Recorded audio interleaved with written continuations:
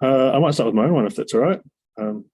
Your own I'm getting introduction, sure. sure. Tēnā rā tātou katoa, tukuna mai te aroha, kurunga i a tātou whuhuia mai nei. Ia whakarongo kia kōrero kia aku tātou katoa, horahia te huarahi pai, tūturu whakamawa kia tīna, haumie huie, tae ki.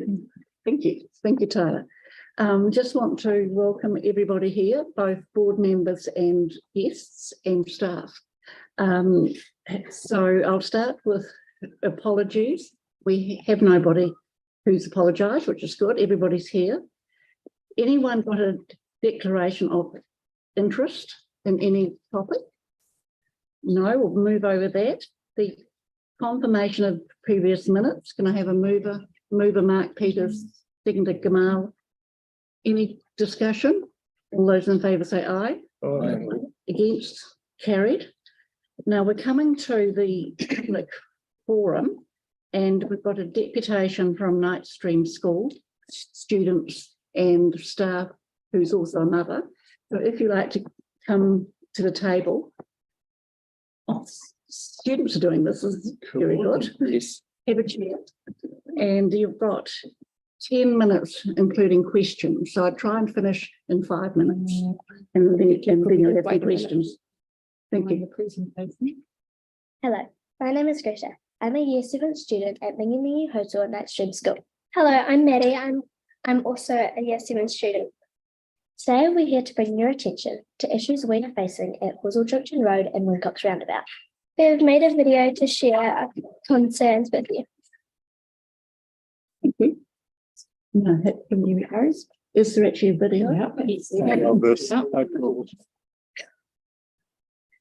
I think it sounds muted. Was it in? Okay. You'll need to turn your sound on.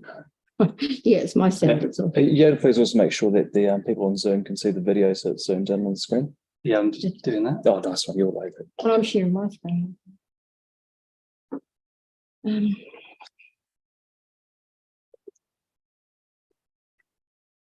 Still muted on the computer, I think. Muted? Still. There's triple mute. Yeah, there you go.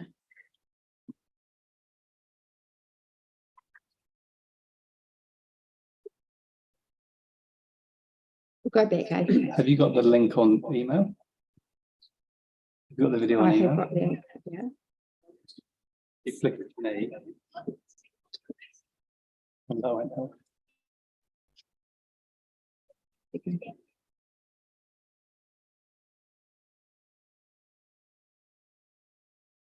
Hey, it's this button here turned up high. Yeah, No, it's Yeah, not that. yeah, it's because we've got, yeah. Can I move a tentative time extension in case technical difficulties? Okay. Okay, thank you. Because of the tech.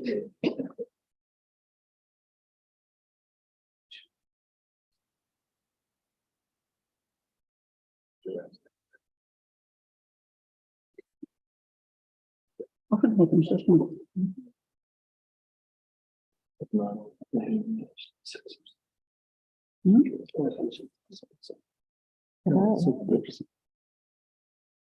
Yeah. You think you can fix it? We can fix it, don't worry. Brilliant, thank you. Faye, if you mute your speakers and if you share your Zoom screen. Is she? No, if you put your Zoom screen.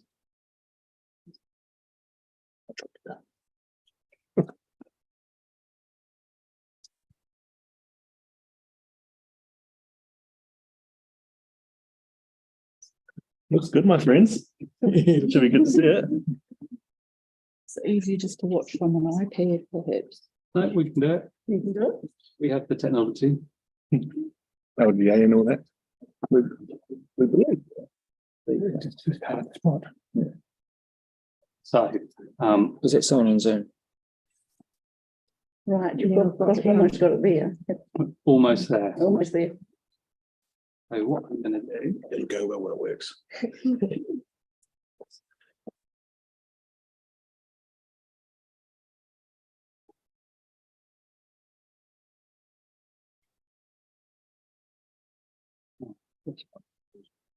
The other option is we bring in David Hawke. to speak. No, we're good. I just need, Are you all right? Faye, see, stop, sorry. This is all quite technical. Stop. Oh, that's good. So make that. And everybody should be able to see it on the screen behind us. Sharing it. No, don't finish it. Could have done better than And if I press play, I think it will all work and we should all be able to hear it.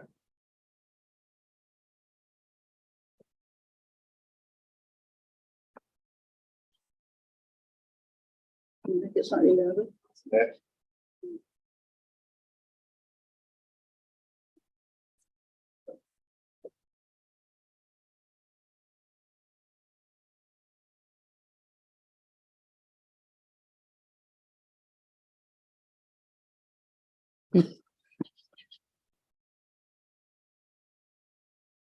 Mm.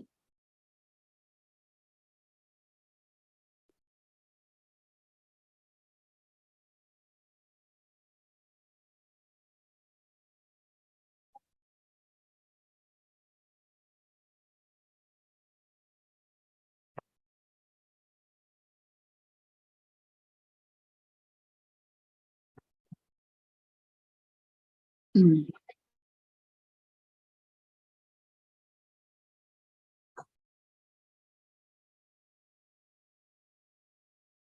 Mm.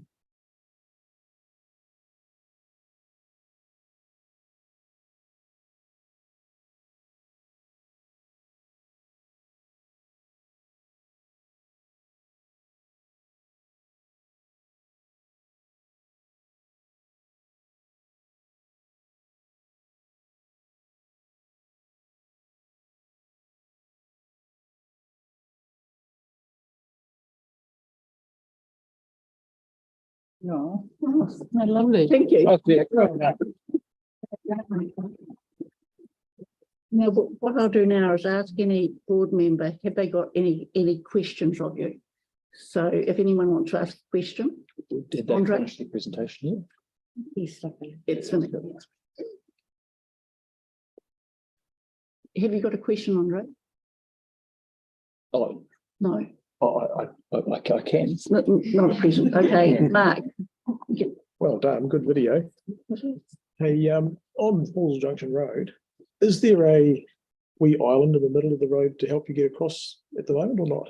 There are a few refuge islands, but what we really want on there in the future would be some light crossing points to really help kids get across easier. Cool. Okay, thank you. Yes, so it's a fair to say that there is some of those traffic islands, but because there's cars coming off the motorway, those cars are going very, very, very fast. And island only solve so much. Is that fair to say that? Yeah, is it? So Okay, So thank you. you guys have, you live with this stuff. What's your favourite solution? If you had everything your way, what do you want us to see best? Oh, I definitely want the with the lights, the crossing lights, that help a lot because cars have to stop for the You children. mean the flashing orange type lights or the The or On, traffic lights? on a pedestrian crossing or just around the 40k light. pedestrian crossing. Yeah. Okay. Mm. Okay, so where do you know where you'd like that? On Causal Junction Road between the two refuge islands. Okay, Okay, thank you. And if you have a second option, what's that? It's- Probably like Traffic lights are hard to actually get because of cost. So we've got to argue with council for that. So what's the second option? like bike lanes would be quite cool. Same with speed bumps. Speed Yeah. bump. Okay, thank you. Any other questions? Carla? I've got a comment, but I'm going to add a question mark at the end, just to say how awesome this was, and I really appreciate you coming in. When it comes to the speeds around the roundabout, would you say that nearly every day you see that? Yeah, because I have to cross there every day normally too. And it's also quite busy the time I have to cross there. So I see. That's really interesting. Thank you so much for coming in. It's really impressive. One of the best I've seen. So thank you. Yeah, very good. Andre's got a question. So part of the safer speed neighbourhoods that's planned for the Halswell area. Now, part of it is proposing to change the speed limit to 30 around Knight Stream School. And what it also includes is that part of Halswell Junction Road would be a variable 30 zone, meaning at school time, it's got the flashing, would have the flashing school sign saying 30 to do 30 on Halswell Junction Road. Can I hear from you if that's something you first off support, and that you'd potentially like to see something more than that as well on Halswell Junction Road? Yeah, I definitely want to see that happen. Yeah. As it will help us with roads. Yeah, that's right. Thank you. I've got a question from Debbie. Thank you very much again. I'm very familiar with that roundabout that you're talking about. So what interests me is, what are you doing at the moment to keep yourself safer? Because Mum and Dad is worried about that particular corner. What are you doing to keep yourself safe at this time? Sometimes I walk with a friend, a responsible friend who can help me also, so we can go like, you sure it's safe now, you know? Like there's like a blind spot, so like one might like go like look on that way, and then the other way might like look the other way. Thank you. How many, sorry, Henk, another question. do you know how many people actually cross the road? We've got a large number of students from our school. I know who cross there. Basically all of my friends cross there. Okay, yeah, right, that's Andre. And how many are sort of on the other side of Longhurst and put off going there because of the speeds of cars and end up getting dropped in a car, even though it's very close? How many are we talking? Won't be able to give an exact number, obviously, but 200. That's a lot. yeah, but yeah, so there's a lot of, even though most of the zoning for the school is quite close to the school, you're saying there's a lot of cars dropping off in the morning and afternoon. The traffic gets very packed. So a huge amount. Sometimes. Yeah, which. Thank you very much, girls, for coming in. It's very appreciated. And if you want to stay, we are discussing some improvements on item number 8. So we'll be about half an hour. So thank you for coming in. Thank you. Thank you. Thank you for that. And I'll bring up David Hawke, who I offered 10 minutes to talk about the Halswell Residents Association on local government reform, which I think the council has done a paper on as well. Yeah. Yes. So I haven't kept up with those proposals, so I appreciate your coming in. Thank you. And John is who's resident. Thank you.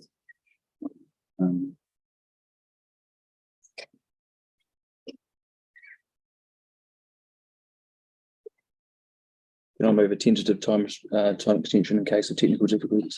It's not the person who was listening very carefully to what went before and forgot to go and got his phone running. So, tēnā koutou, ko David Hawke ho. So I'm Secretary of Halswell Residents Association, and this is John Bennett, our Chairman. So again, thanks very much for the opportunity to talk to you today. And there is a bit of background in here. So at the last meeting, we spoke to you about getting your meetings out into the community. And most of the comments at the end were directed to your 3 city councillors as people with power and authority over the money flow. Our original intention had been to tack a few remarks on the end of that presentation about the local government review, but Helen suggested that we save these for another time, and that's now. So there's some particular themes from our submission. So it went to 8 pages, and I'm not going to talk all of that.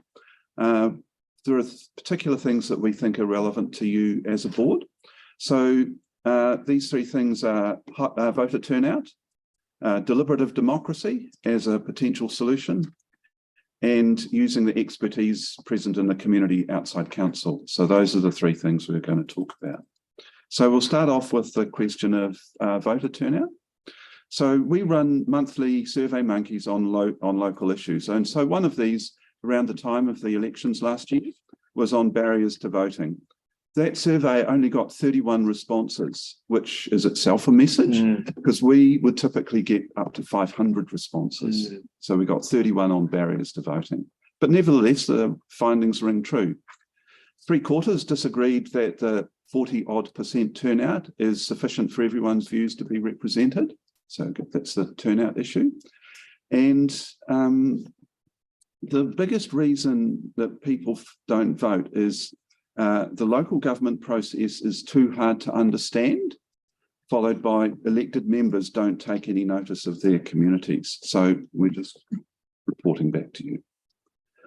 So the question then is, well, who does the system run for if it isn't running for the bulk of the people? So this is an example actually not from our submission, but it's hot off the press, actually in real time. So Spraid and Cashmere Heathcote Community Board has just run a consultation on proposed intersection improvements. They're running a meeting right now on the feedback from that. So anyway, Connor and his partner Jenny, who are local residents in their late 20s, put in a submission based on their local experience. It was their first participation in a council consultation process. Well, they got an email a week in advance of the community board meeting. As I say, it's right now, inviting them to present in support of their submission, but at 4 o'clock. So they're both working, so they can't go. So who does turn up? People like us, older people who've got the flexibility to turn up when it's, you know, they've got that daytime flexibility.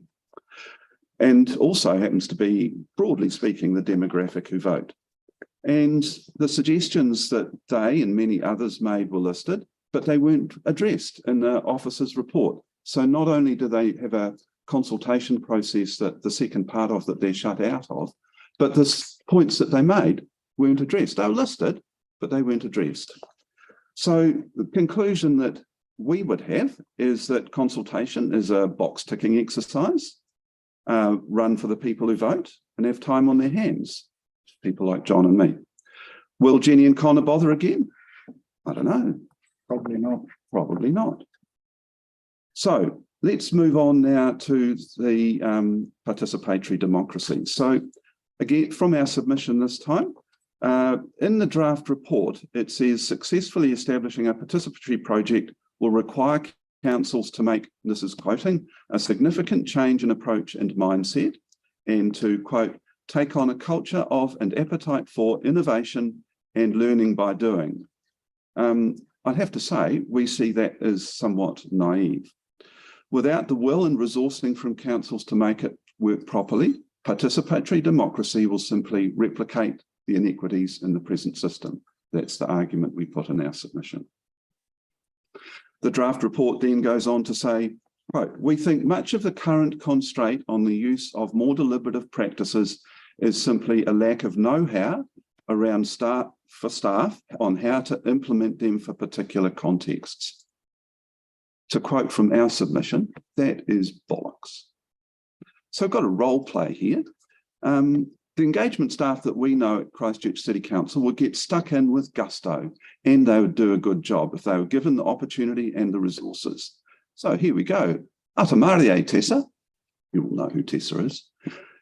Good morning, ma'am. I have a job for you, Tessa. Yes, ma'am. I want you to set up a deliberative democracy project. Don't worry about the budget, just go for it. What will Tessa do? One option, she'd go for it. And the other one is she'd say, I can't cope with this. I'll go to Selwyn District Council. But, you know, so this is not a question of staff capacity. It won't be cheap. So as well as staff time, so this is participatory democracy, participants must be reimbursed for their time. As one of our committee members has a primary school teacher daughter who's knowledgeable and enthusiastic. Her work commitments mean she cannot engage with council processes.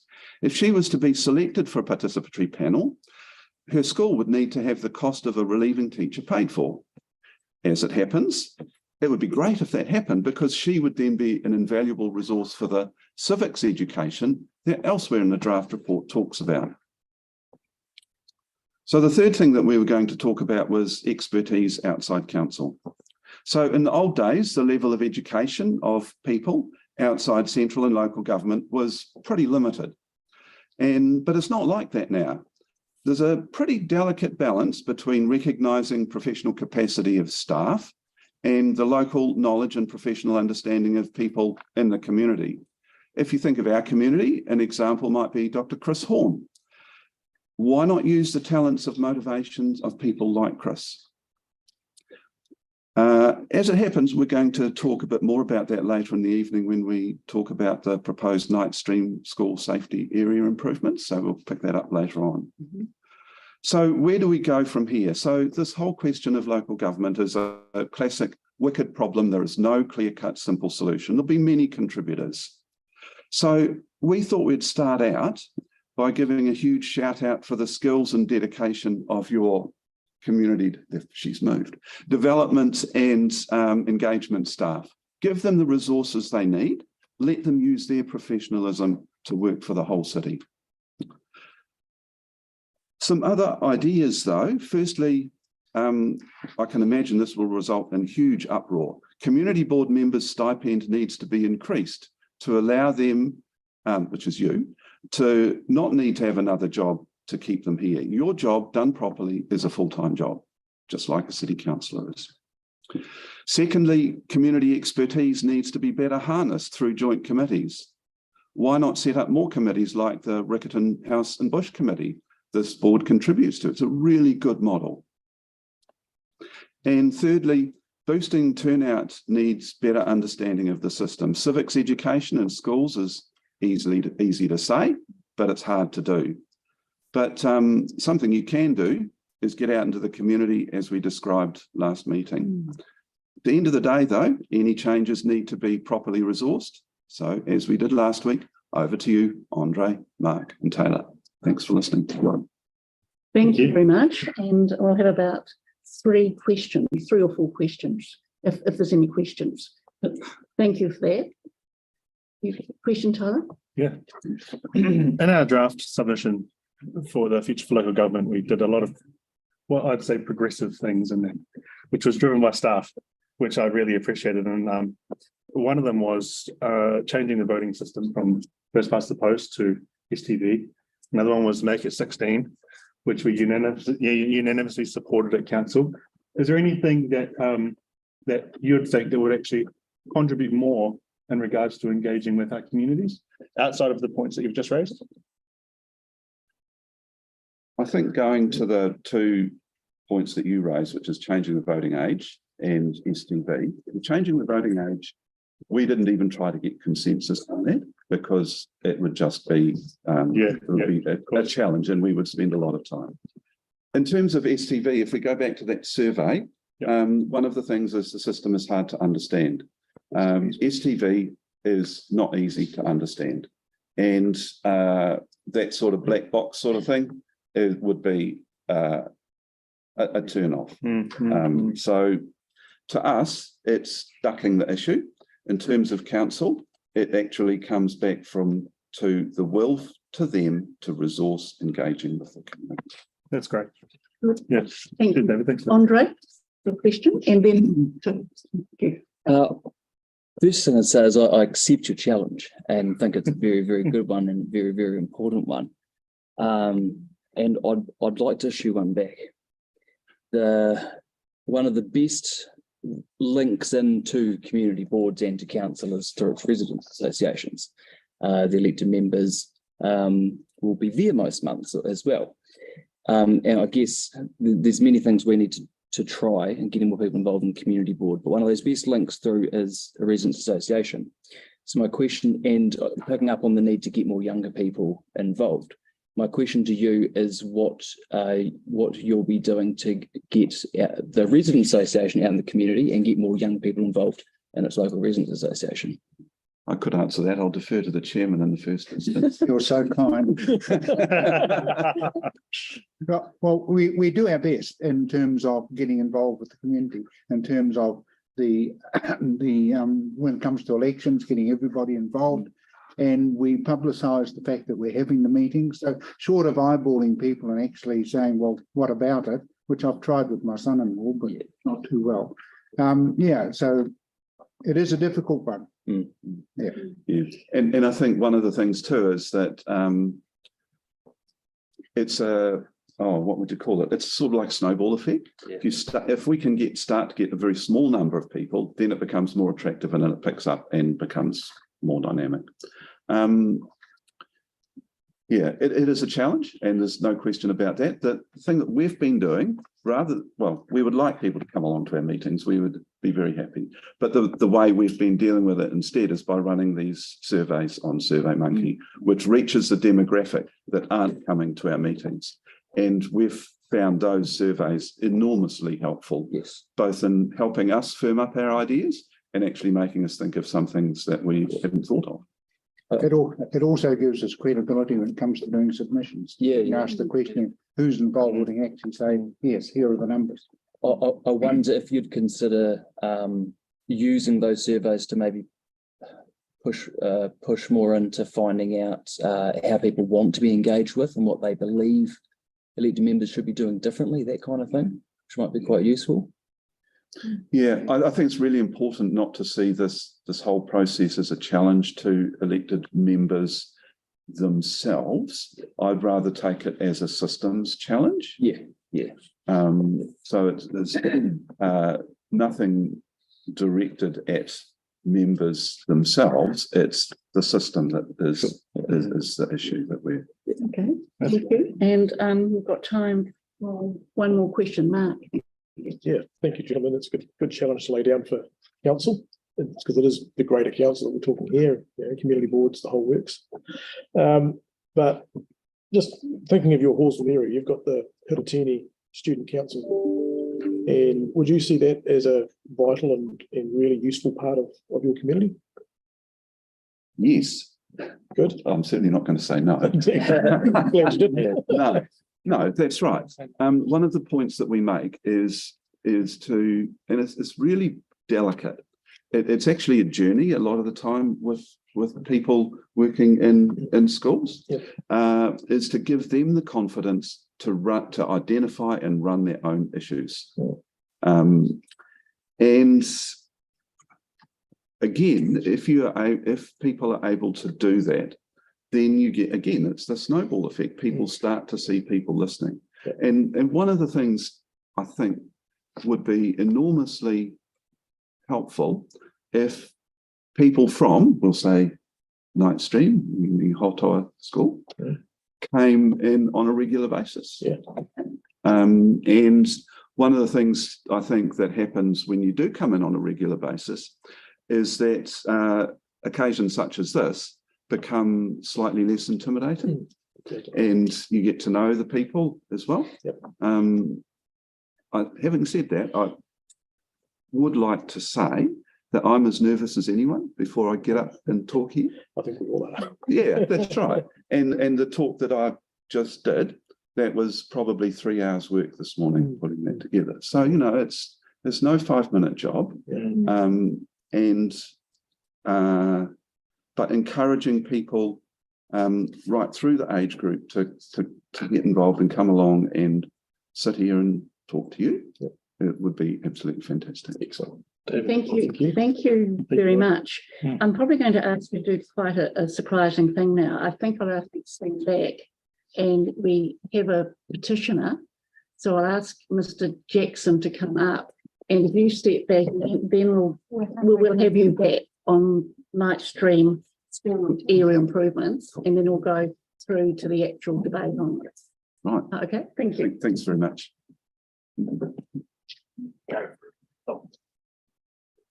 Thank you, Mr.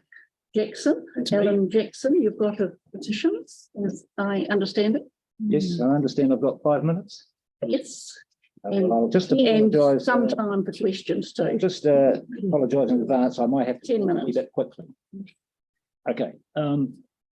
Yes, good afternoon. I'm Alan Jackson from Astor Place in Halswell, here representing the residents of 30 properties in Astor Place and Greenstone Drive. Oh, just before on the screens will just be a loop.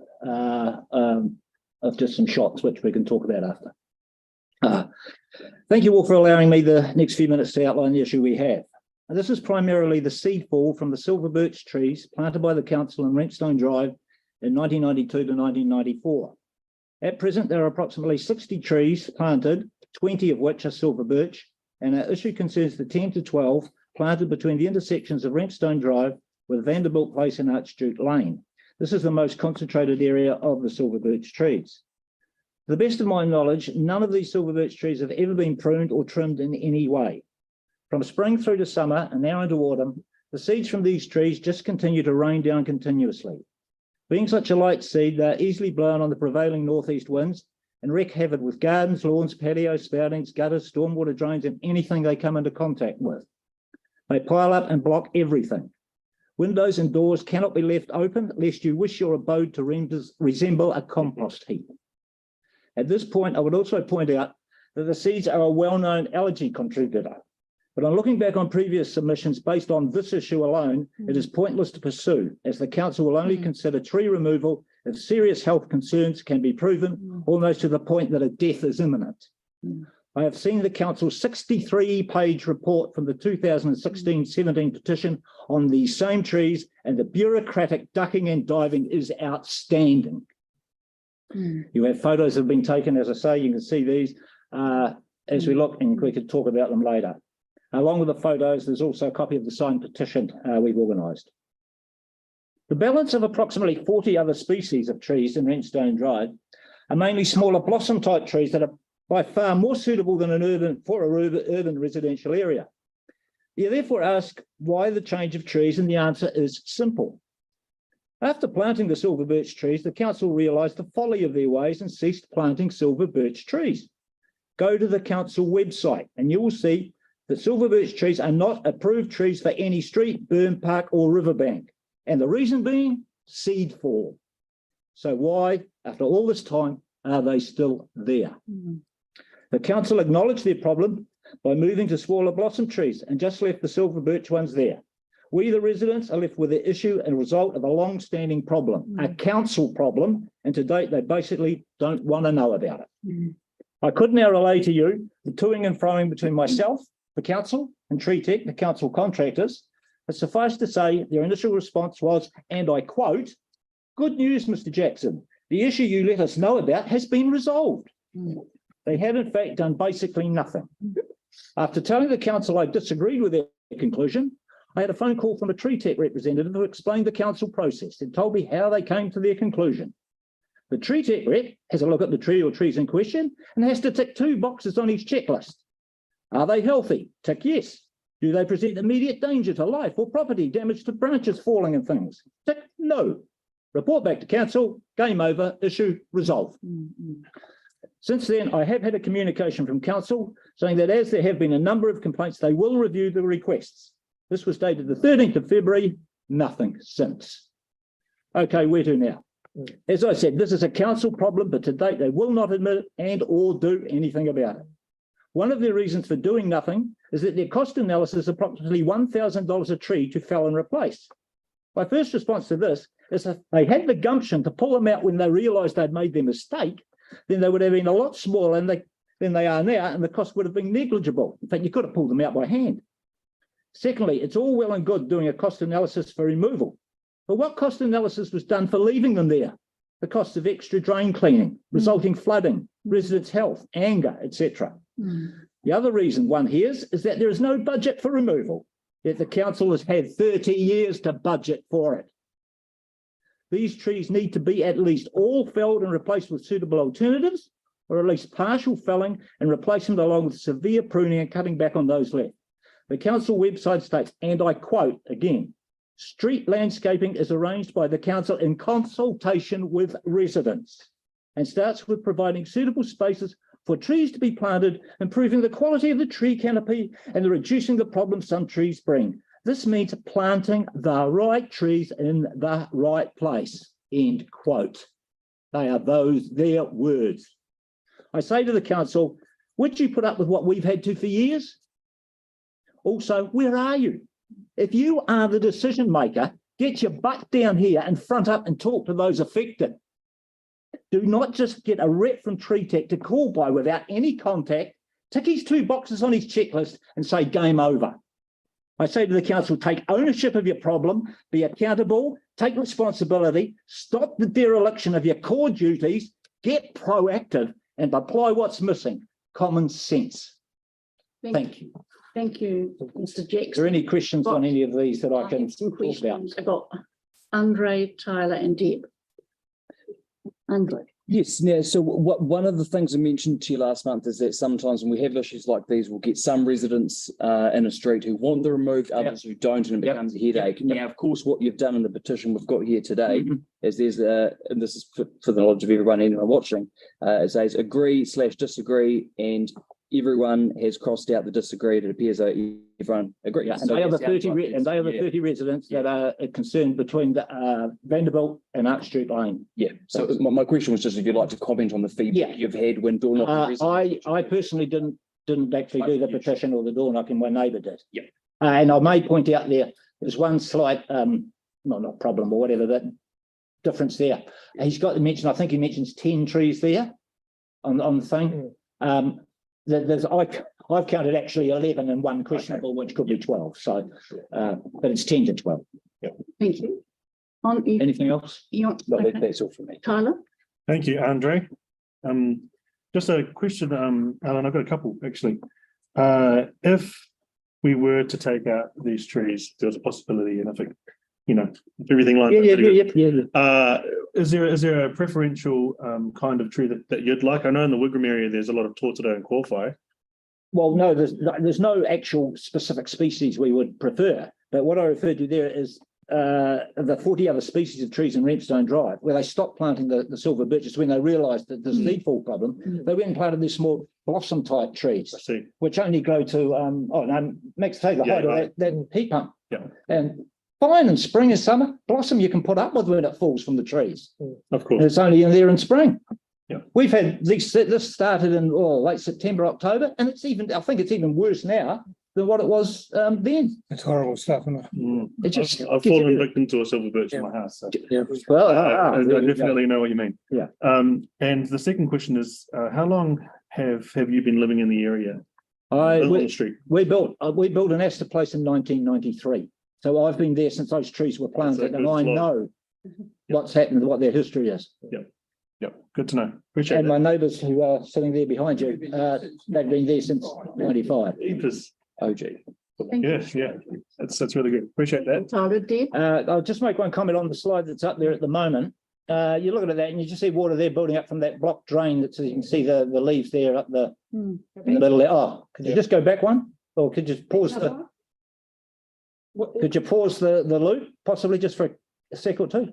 Yeah, which The one that which you were on. slide do you want up? You'll just flick through and I'll tell you when to stop. Yeah. No, Going backwards. no, keep going. Keep going.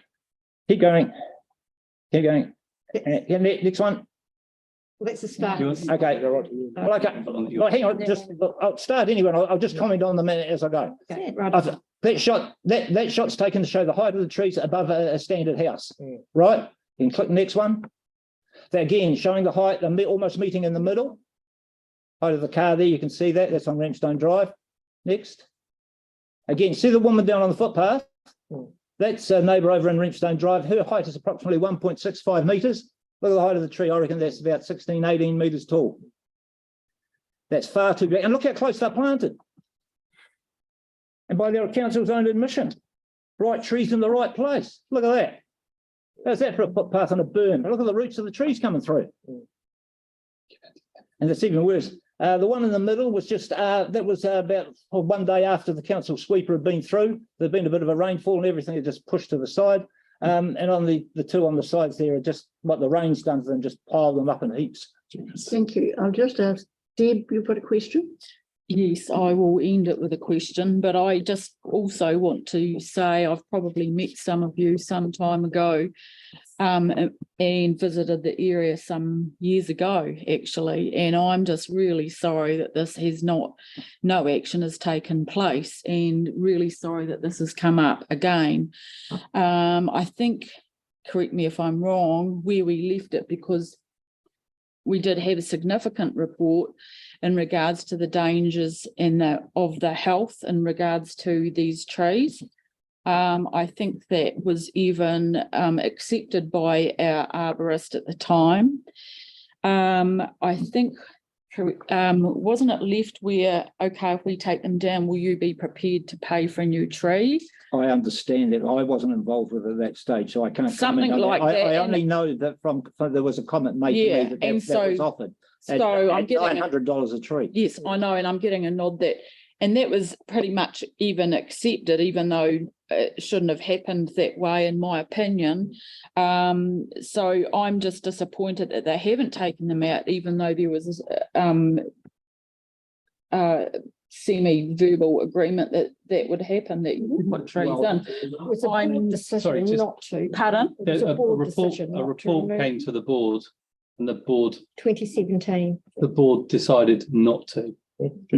So I'd love to see that. you were part of the board. I'd love, back then. I know I was, but I'd love to see that, because Mike was chairman and he was really opposed to this as well. He moved the motion to keep them, I'd love to see that. seconded it, so we've checked that. I'd love to see that. So are we allowed to move something at this point, Helen?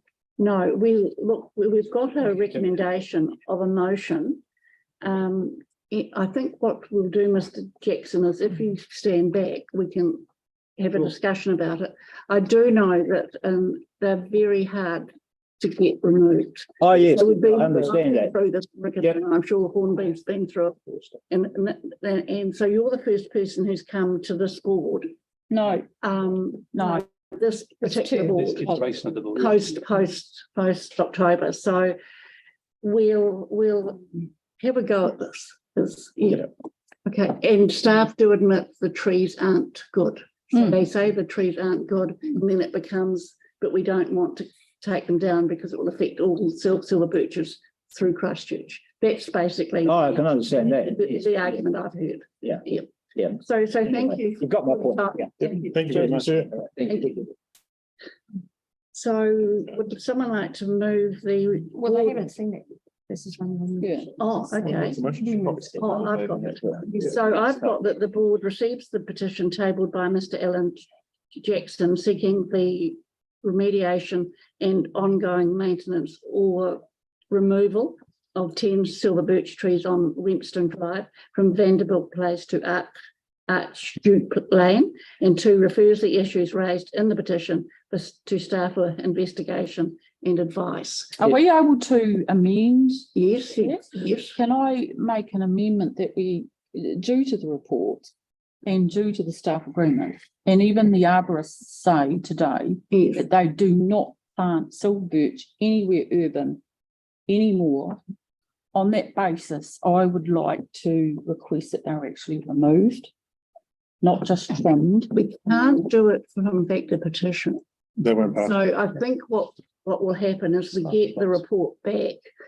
If we don't agree with the report, and that's possibly likely, then we actually move a recommendation at that point. Okay, so you're asking for a report. Yes. And there will therefore But need we've to be had a replacement. But we've had a report back from the arborist. I know, but Are you meaning on this item? 2017. So we can have that one attached if you want. I would like that. Yes. I moved them to 11, not 10. Sorry. Well, I was just going to suggest we perhaps take the number of trees Yeah. out now. Yeah. Although it says 10 in Yeah, the so petition, we could just say, take out the 10, removal of silver birch trees from between those You points. have that. You happy with that? Rather than 10, okay, thank you. Not limited. Yes. Okay, and refers the issue raised in the petition for staff for investigation and advice. And 3, you'd like a copy of the. No, we'll Can we ask for an ETA on that report?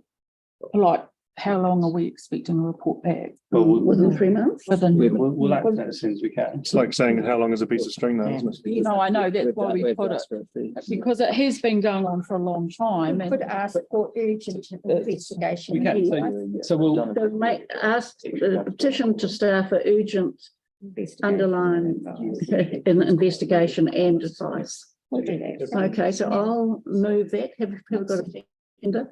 Thanks, Marie. Any discussion? All those in favour say aye. Aye. Against? Carried. Thank you very much, Mr. Jackson, and we shall be in touch within hopefully 2 months. Yeah, hopefully. Thank you. Now, what we might, going back to the Halswell Residents Association, who want to talk to us about Night Stream School. And then I think we'll go on to the number 8, which is Night Stream School area improvements.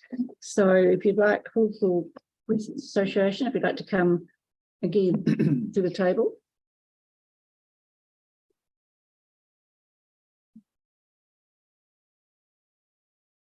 Thank you. And you have it the maximum 10 minutes. In questions. The seat's still warm. Lucky you. So thanks again for the opportunity to present to you today. So we've got some things we want to talk about with the project. It's really good that we've got our friends from the school actually here. And we also want to talk to you a little bit about the way the consultation has played out, because there's some issues we would like to talk to you about that too. So in terms of the project itself, both our association and Spokes Canterbury, cycling advocacy group, argued for modal filters at the end, at the Quaifs Road end of Wincops Road. Okay, so, and a consequence of that as well is that modal filters would also be needed at the end of Marshes Road to discourage rat runners. So both us and Spokes Canterbury argued for that. So there's a few points in here. So firstly, modal filters. People know what modal filters are? There's a delicate way of putting them. They're lumps of concrete put across the road to stop cars going through. That's the indelicate way. They can be much more delicately produced than that, but they're basically ways of allowing people walking, biking, scootering to get through, but not vehicles.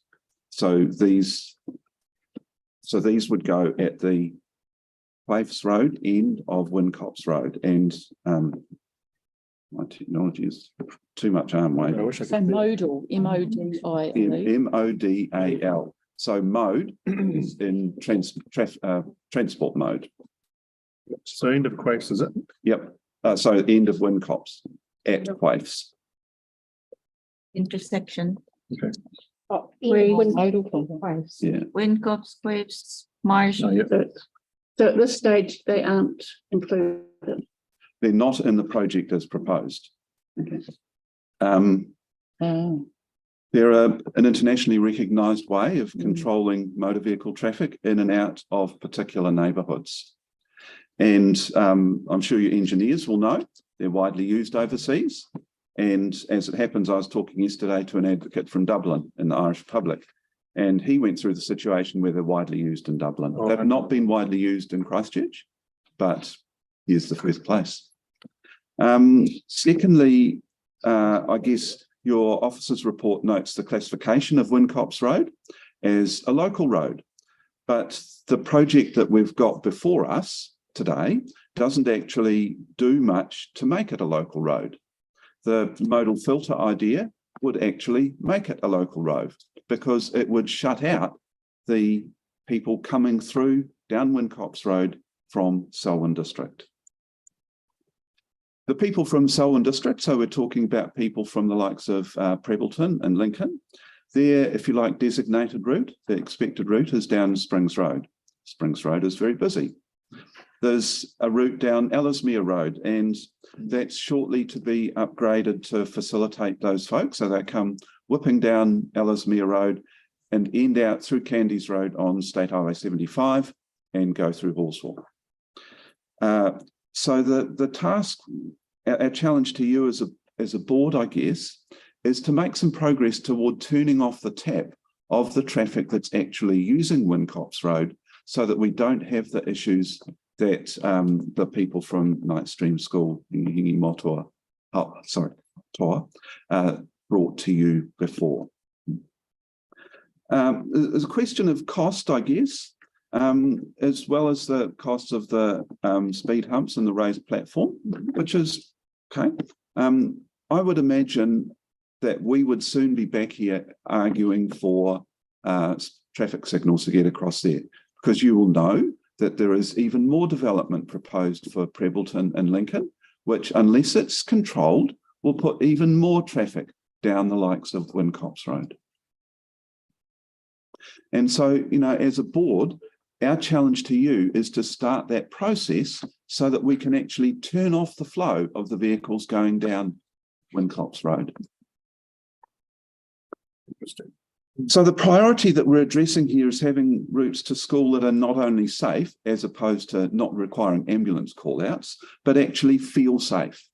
And our argument to you today is the project that you've got before us stops the ambulance call-outs, or should control them a bit, but it still doesn't do a huge amount to way toward making that crossing actually feel safe, so caregivers will feel keen to let their people come to school across there. Okay, It's that perception that counts. so I'll just ask you to wind Speed up up. soon, yes. Yeah, right. So there were issues with the way that this meeting's agenda played out that we weren't very happy with. So the link to the consultation, through to the submissions, Yes. didn't actually go in place until relatively late, which really put a huge amount of pressure on us. And it's one reason why you don't have Spokes Canterbury here today, because they didn't get the required notice to come along. So we do talk to them. And I guess the last thing I would say is, you know, there's a lot of things that implicitly comment on what staff have done for you. And we have absolutely no query with that. And we really would highlight the comment that we made before, they need to be resourced to do their job. Thank you. How about we leave it at that? Thank you. John, anything you want to add? Thank you. So I've got a question from Tyler and then Andre. Yeah. David, would you be able to point out exactly where you want the modal filter? I've just got a map here. All right. You might want to start paragraph. All right. Okay. So you can see this is coming from, try not to flick it off. This is coming from Selwyn District. Yeah. So on the other side is Wincops Road, which carries through to Halswell Junction Road. It's on the other side of this intersection. Well, you can move it. All right. And two. Oh, look at that. Oh, is that Google Maps? The future. Yeah, the future. Across here. Okay. I see. So essentially, Oh, that still won't block the Ladbroke School parents from turning off and going to the roundabout. That's right. I see. Okay. Not only that, it would bring it down to the 40 Ks. It's meant to be 40 Ks on that road. Interesting. I've never heard of a modal filter on a big road like that before. So it's I've got a I'm thinking outside. Yeah. 40 Ks on the road anyway. Yeah. So where would you put the concrete blocks? excuse me, can I ask Andre to have the question and then Hank? It's more of a comment just for the benefit of members that I've added seeking advice on what's being discussed here to the resolution today. Okay, cool. Yes, I've added that in. Quite ironically, you see bikers waiting to cross. Yeah. Wincops Road. Well Taken on the map, yeah. Where would you put the concrete Sorry? blocks that you're going to? As modal, it's not a concrete block. So what are the? It's not blocking it off. It's just that. Blocking it off to No, motor it- vehicles. I just Googled it before. It's like- MODAL. The normal Slightly use are round. coming from, So what is it? Just a block of So speed. it's slightly. Slightly. You see them in front of dairies for the ram raids, trying to stop them. Oh, okay, you're right. Same sort of Oh, thing. is that the modal? Well, that's the same sort of thing, isn't it? yeah. Yeah, Because I, Yes. it's a block of concrete. Yeah, Yes. yeah. There's a block of concrete. Isn't it? Yeah, well, it doesn't have to be a block of concrete. If you go to Te Hapua, they actually have modal filters in a way. They're decorative lumps of basalt that are being taken off the Port Hills. Fair enough, but my concern is that if a car hits him, it's going to do significant damage to the car. Well, he should be going a bit slower. I know it should be. I know it should be. Yeah, well, if that's an issue, then you can cushion them. But at the end of the day, it's a blockage Yeah. of. Yeah, just to try and clarify it in my mind, that's all. There's one last question from Beck Mark. So Sorry, we'll after Mark. okay.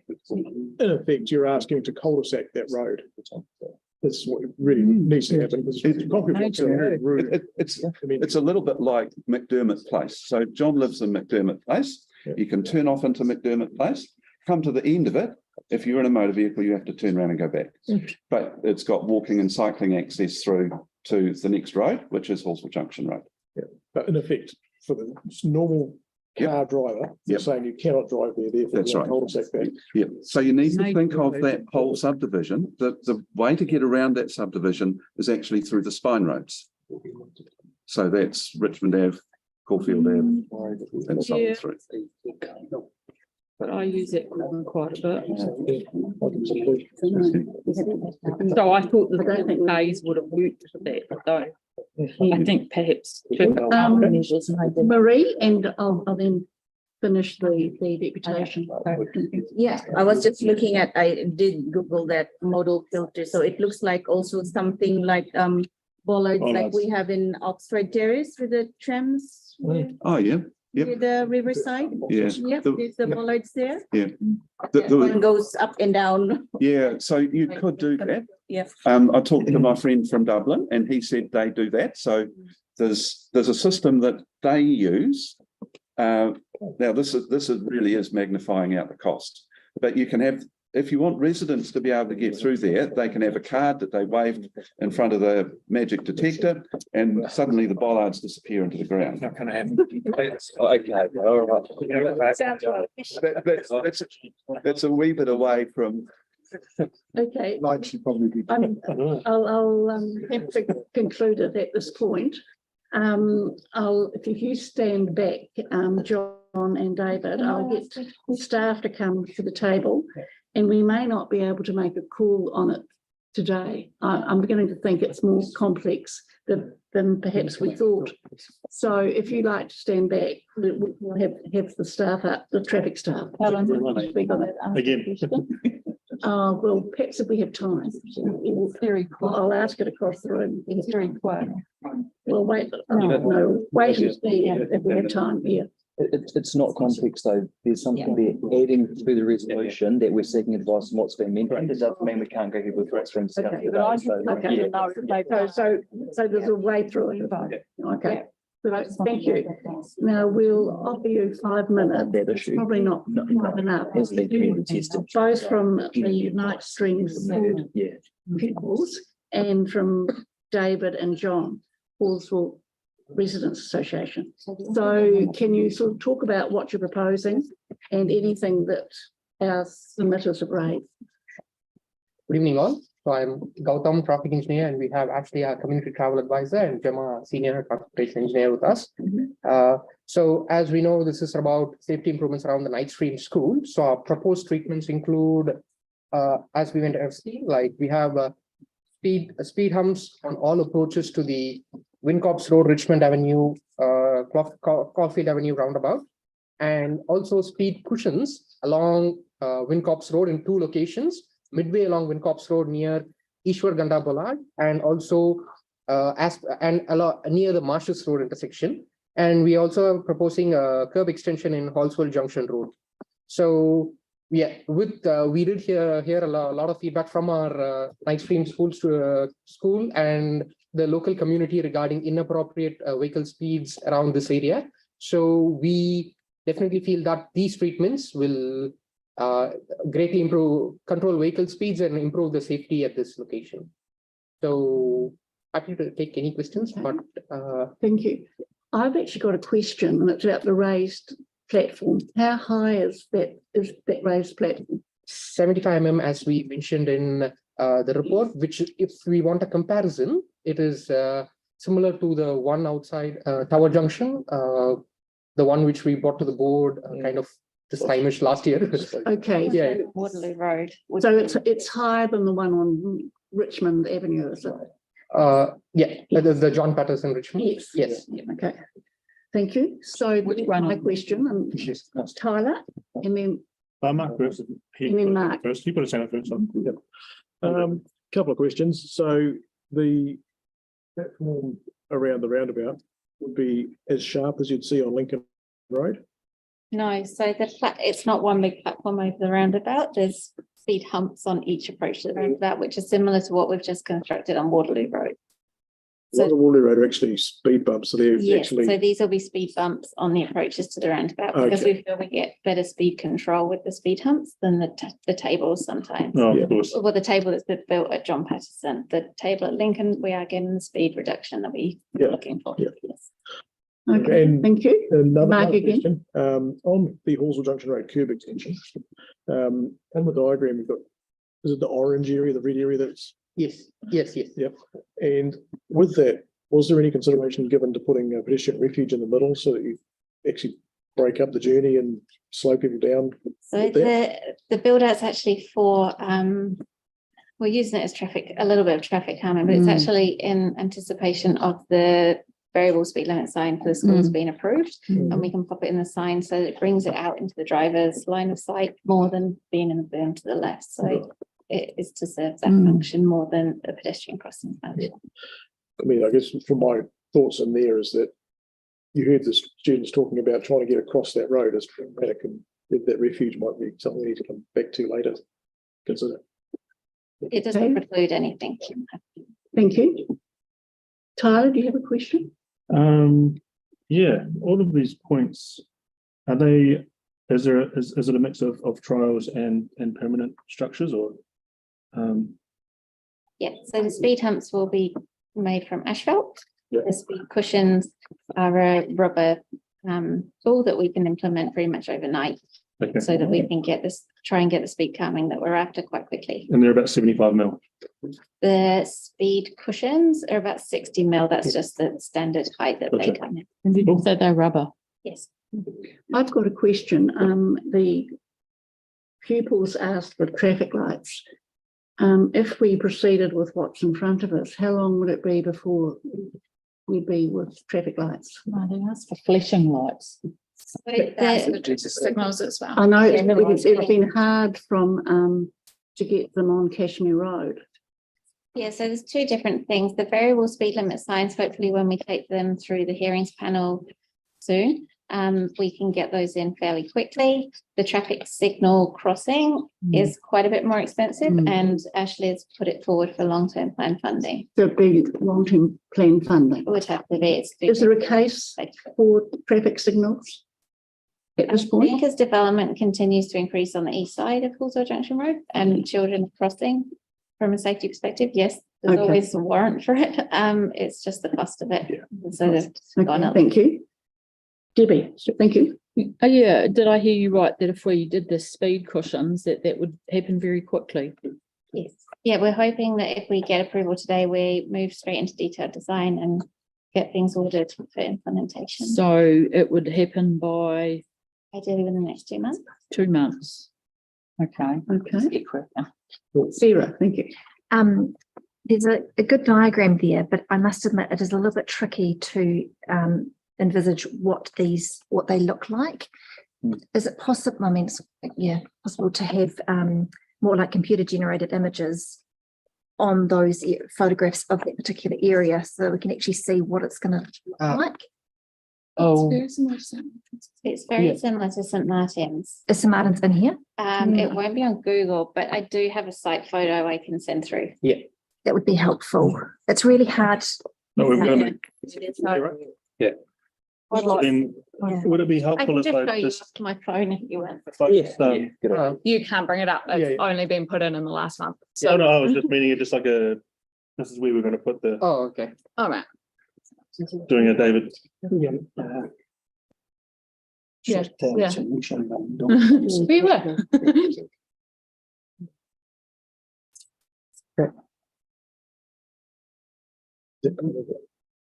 That's a speed cushion. Yeah.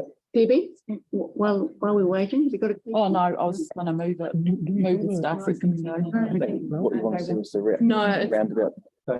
Yeah, so that's those two. Around the bush. No. The roundabout one? Oh, no. So that's probably It's a site photo. So they're not going to be colours? No. Yeah. Yeah. Can you bring the existing one? No, it's, You know, we I only mean- did it. No, I mean, the existing as in previous. Oh, Before yeah, the- Have one conversation. Have one, right? If put St. Matters primary. We can discuss that. End up taking. I'll move it. Can I, those, They're underway. those are how it looks. There will be extensions. Sorry, just need- That's the, That's the proposal. the cushion or the bump? Around this area as well. The raised platform. Oh, Yeah. Raised platform. Either have the pause and show it and just have a break in the meeting. Can I mix that up, please? Or- How the old runabout looks like and the photos coming about near St. Martin's School. Yeah. This is how it was looking like until recently, and now we have these. So, just ask, is there anyone got Oh, yeah. any Yeah. questions? I'll ask the staff to what in a minute. Andre? Are you just able to please comment on vibrations? So the rubber speed cushions, are they designed in such a way to try and reduce that? Yeah, so the speed cushions are kind of a win when you've got bigger vehicles using the road, even things like utes that they can travel over with one wheel, so you do get less vibrations. Yeah. Big vehicles can actually straddle through them, but normal cars have to go over them. We do put the associated speed limit signage up as well, so we do encourage people to travel over them at 25, which should actually reduce noise and vibration. If it was to be a real problem, they are just bolted in and they could be removed. Okay. Yeah, right. Yeah. So Debbie, and then I'll. Oh, I'd like to make the staff So- recommendation. Oh, no, Thank you. wait a minute, wait a minute. Giving that staff, if you wish to go back the other seats, we'll have a debate on this. I guess, thank you very much. Thank you. I think Sorry. a first thing to recognise is, do you want to make a call on this tonight? Do you want to have? So can I, before we start this bit, can I make a comment? So what we've heard tonight, we've heard from our young people from Nightstream School who have said safety is a real issue. We've heard from the Halswell Residents Association as well, who are saying safety is an issue. We agree with what's in the report. However, we'd also like some modal filters, and there's a different way of doing things. Just to clarify with the staff at the end of the table, obviously you brought the report forward. You're agreeing that safety is an issue. What I've heard you say is that you are thinking around controlled intersection or traffic lights or something. Actually, you put it in to be considered for the long-term plans for the future. So we might get something back in the future when there's funding for traffic lights. My other question, just that I'm clear before the board step forward, that the idea of modal filters, that could be something that you investigate and bring back to us with some options, or get a briefing back on it and say, well, actually work for this, or it wouldn't for that. That doesn't mean that we can't make a decision on this tonight and resolve some of the safety stuff there and then. The other thing which I'm thinking around modal filters is, and I didn't fully understand everything that was David was saying, but it sounded to me as if we'd be cutting off quite a major chunk of traffic coming from Prebbleton through Halswell. Presumably, if the board are reminded to do that, that's quite a big consultation. Yeah. So this is purely asking for advice on that. Absolutely. So we would be asking for advice on modal filters rather than. Okay. Just a small comment to add, which is like with these treatments which we are proposing along Wincops, it would potentially discourage non-local traffic traveling through the road anyway. So this could, I mean, this will definitely work well, but yeah, we can certainly advise on that. Okay. Does it have to be? Thank you very much. Yeah, there's a- I am going to move now. Got you. Okay. So my next point is, so given To a that, discussion. given that, the board might mind before you move and second the staff recommendation to add something onto it, Yes. like a third. So you'd move the staff recommendation. You might want to consider adding something else on to request that staff investigate other options such as modal filters and the traffic lights. Don't we do that don't we vote on the motion first? Not if You don't have you to amend can it. make all of that part of the motion, so you don't need to move an amendment. So So you're not wanting us to move the staff recommendation. Staff recommendation to us. I think perhaps if the staff, sorry, if the staff withdraw and stay for a few moments, but I'd rather have this discussion with the board. So we can move the resolution. Andre's got in addition anyway.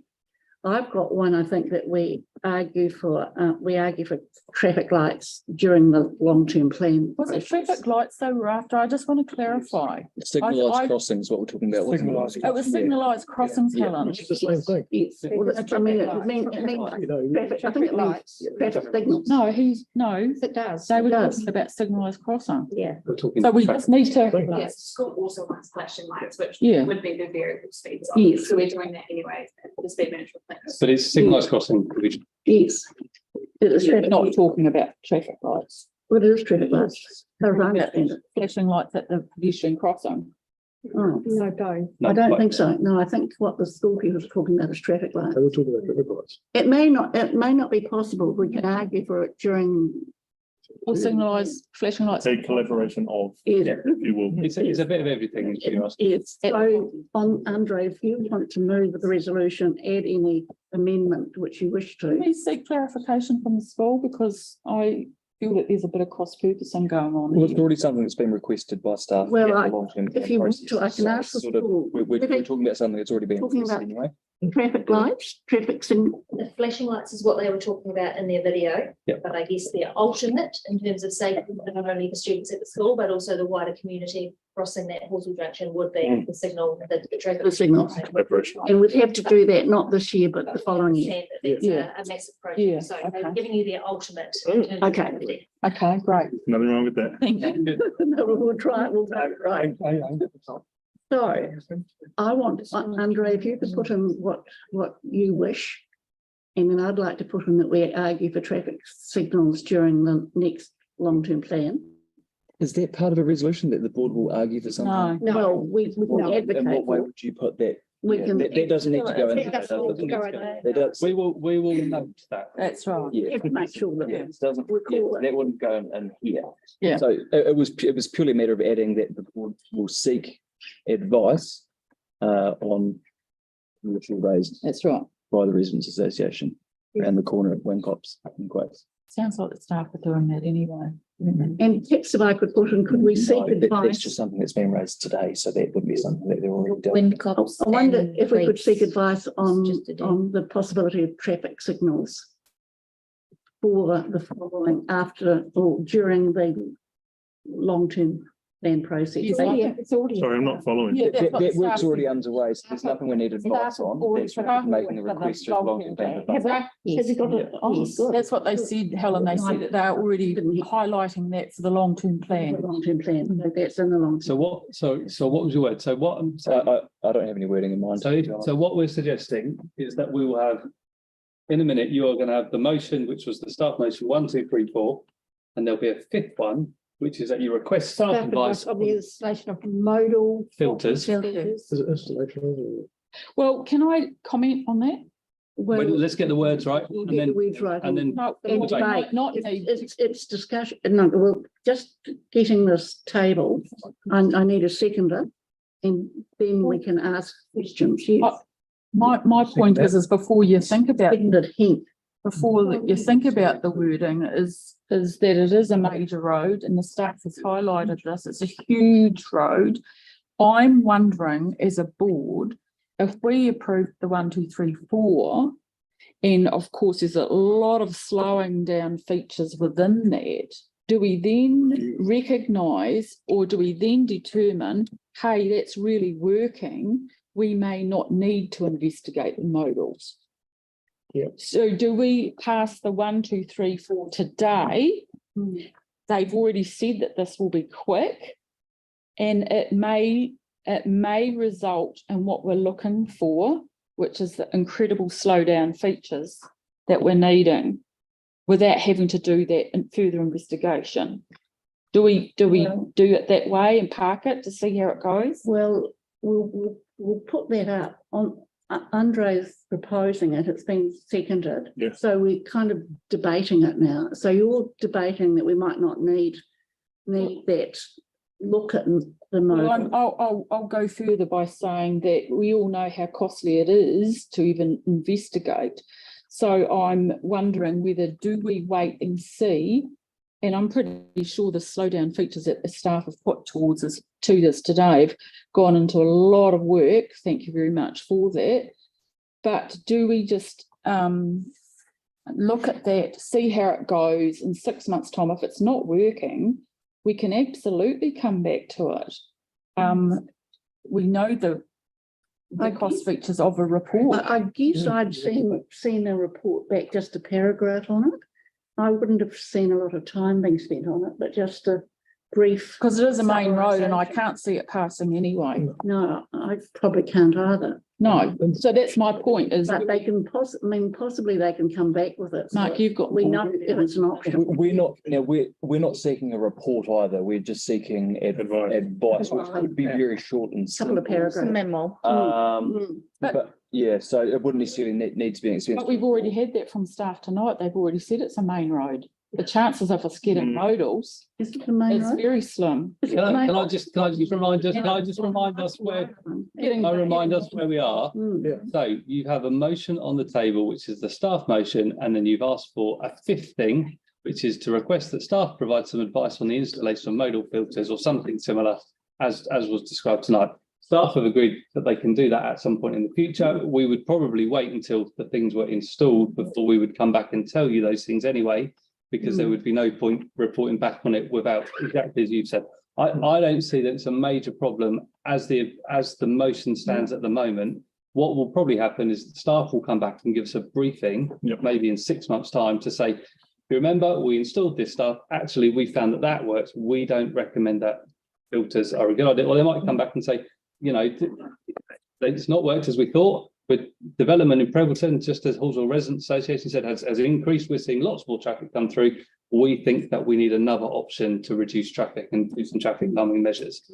Included in that might be, we've now had our bid for the LTP accepted, and we know that there's going to be some traffic lights. We think this will slow down. So all of that, I think as it stands, I think you're safe and you cover all of your bases.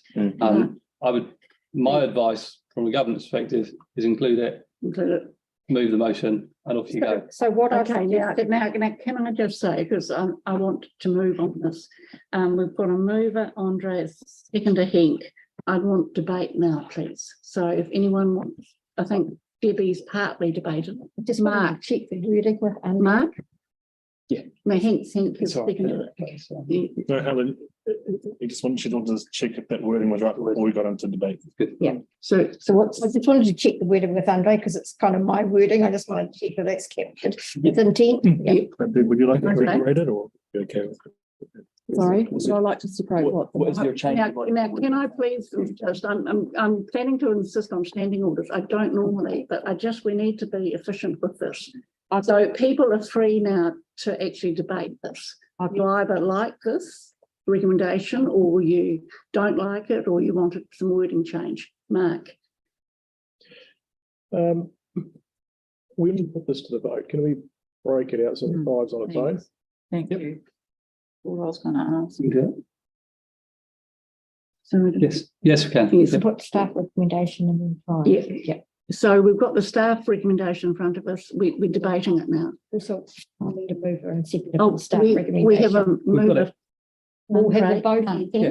Yes. But they want it with the it's fine. modifier. We'll just do 1, 2, 3, 4 now. Yes. That's fine. Okay, so now Mark. So are we in debate now? Yes, absolutely.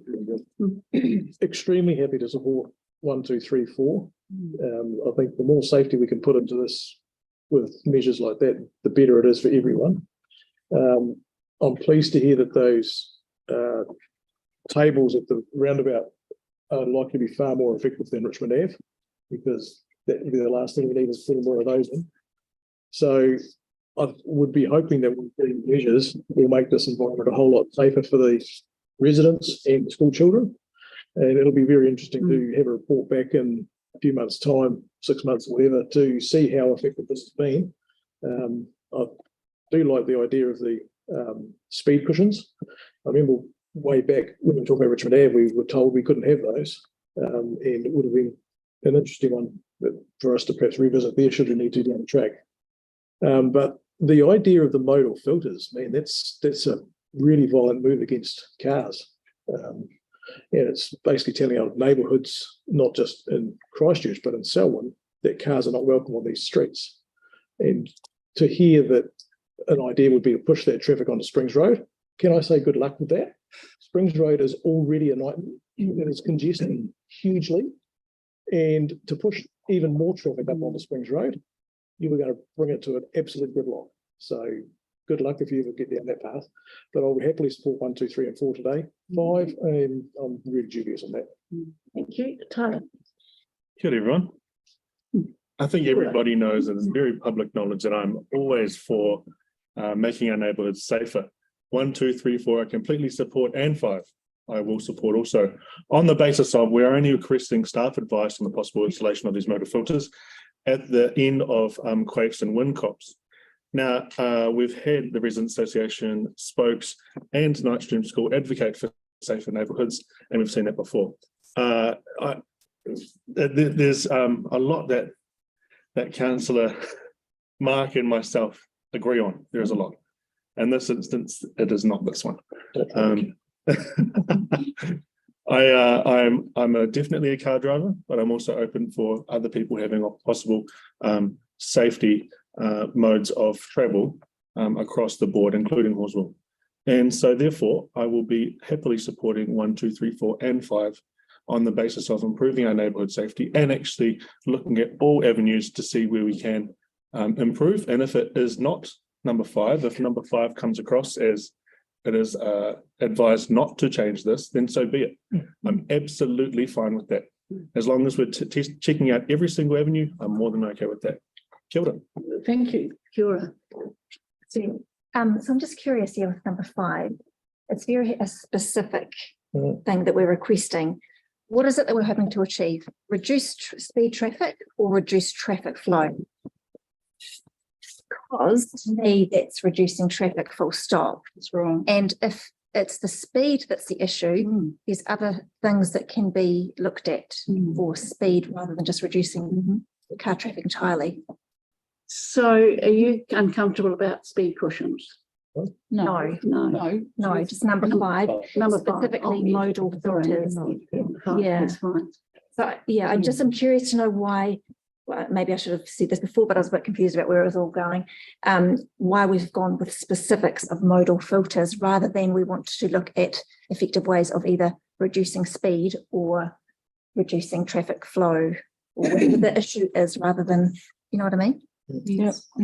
That, yes. Can I just, I'm actually comfortable with the first 4. I'm comfortable with 5 too, but I might be better if we investigated reducing speed and traffic flows on Wincops Road, including looking at modals. Because I also support reduced what Mark has said. If we get rid of the problem there, it's just shifting it somewhere else. And there's already a massive problem, as Mark alluded on Springs Road. So it's so you are comfortable 1 to 4, and you might vote on 5, but not sure as yet. I probably won't support it as it stands. No, yeah. Okay. Does anyone else wish to speak? Henk. I think in response to number 5, we're asking for advice. We're not asking for them to be installed. And I think the more we understand of what's happening, the better. And when it comes back to us and they say, no, it can't be done, or we recommend something, we can reopen a discussion of why. Okay. At this stage, all we're trying to do is to find out if it's possible. Thank you. Thank you. Debbie, you in just like what was just said before, that it doesn't highlight what you're trying to do by putting in modal filters. And I believe even if, I just think that the slowing down features, which I think we're all in agreement with, and especially that they can do it so rapidly, will succeed in what we're trying to do. I know that there's great difficulties. I use that corner often. I know it's a wide road, which people just don't slow down. Whereas this rubber 60 mil raised speed cushion, I believe would help. So I know it's only advice, but I think it's time of the staff that is really important that we reserve their time for perhaps later if this 1 to 4 does not work. I think we've heard from the staff already that from what I understand, that it is a major road and that to put modals in on a main road would not be something they would be looking at, and that's why they've put what they have before us today, and I'm prepared to support 1 to 4, and if that fails, then we can look at asking for advice, because I know the staff's time is precious, and if it doesn't work, then let's take it back. Thank you. Can I just add that it is defined as a local road, am I right there? So it looks like a major road, but it's actually a local road. At present, anyway. Marie? Yes, I'm happy to support 1 to 4.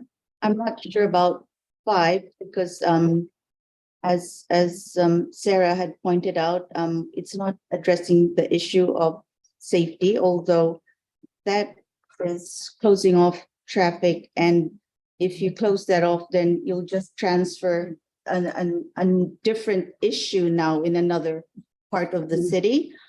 And I'm also agreeing with Debbie, concerned about staff time to do this, because it is not just an easy, a quick memo like that, because it has to be a well-informed advice. And yeah, there are other priority projects that staff have to consider and work on. So yeah, I'm not sure yet, even if it's just staff advice, it still takes time and resources. Okay, thank you. Kamal. Yeah, I'm also supporting from 1 to 4, and this is a short-term plan. And I think the school, they need a quick solution to this. So I would like to see this done as fast as we can, and wouldn't waste more time on investigating this. As after 6 months, we can actually come back and say, yes, it's not working again. Okay, so look, Andre, and as the mover, you can sum up, or you've actually got a right to speak. Yeah.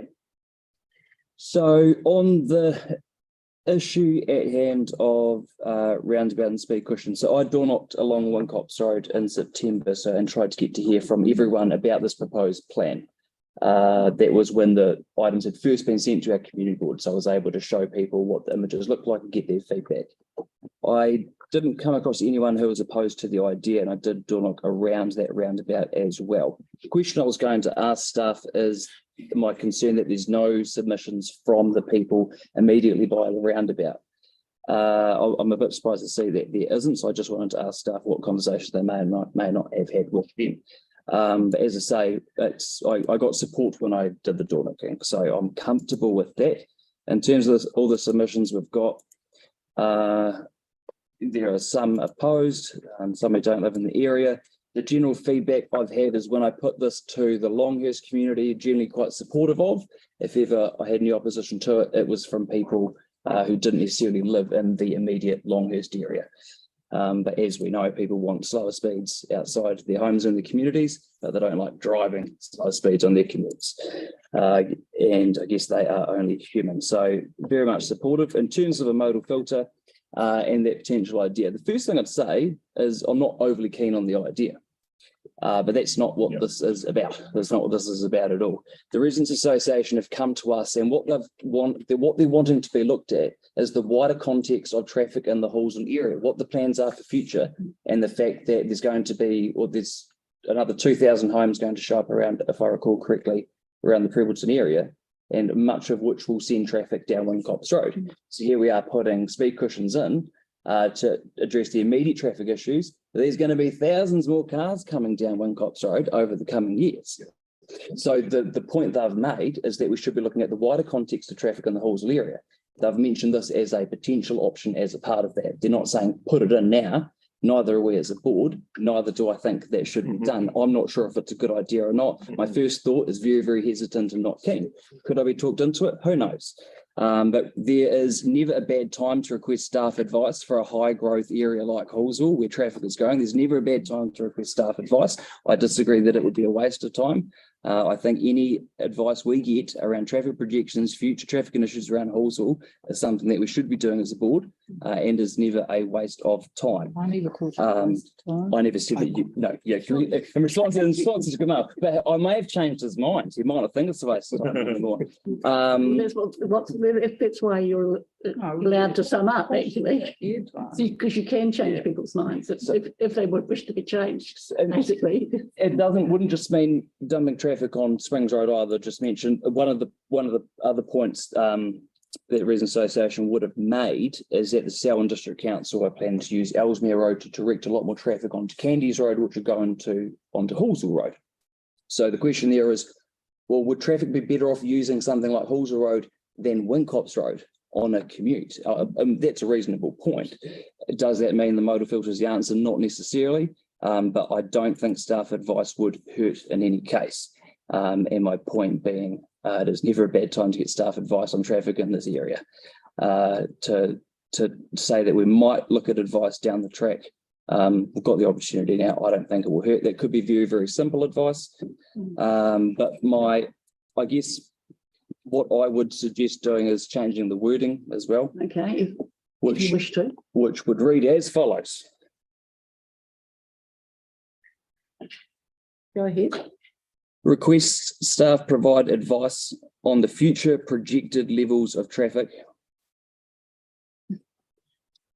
Future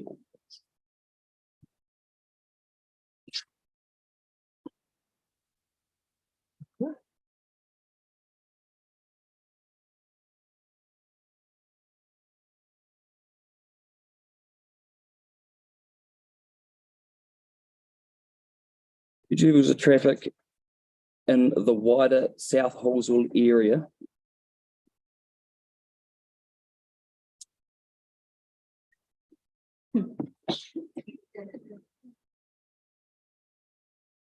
And the potential benefits of what measures such as, but not limited to, modal filters may look like.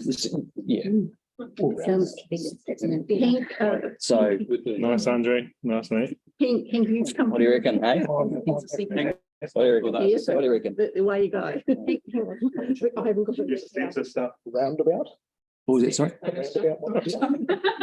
Oh, at that Wincops Place. That's right. Is that all right?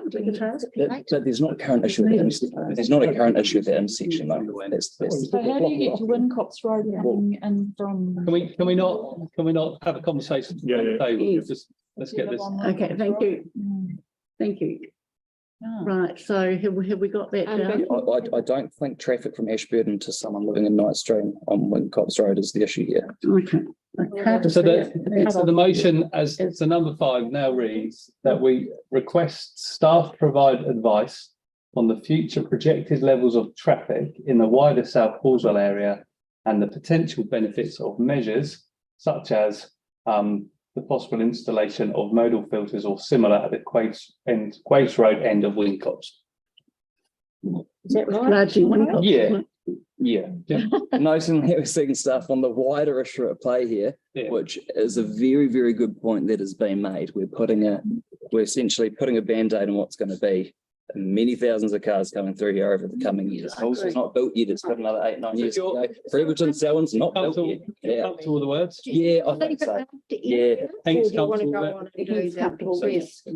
think those words are fine. South Halswell area. Can I suggest? Yeah. Can I suggest? So look, I'm planning to go through. I'm planning to actually. Can I add? No. Can I just say that I'm planning to take a vote on But if DB Because wishes to we change. have the other wording, items then to that's- get through and we want to conclude by in fact. Can I 7. perhaps make a change so that I might like to support 5? Well, what sort of change would you make? Well, only if this is an agreement with Andre. Yeah.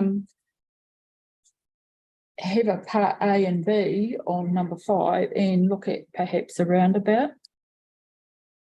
That doesn't shut it off then, but it certainly still closes it down. And it's an investigation that they could consider as part of that investigation. Well, I think they probably will. I think he's asked for quite a broad look at this whole area.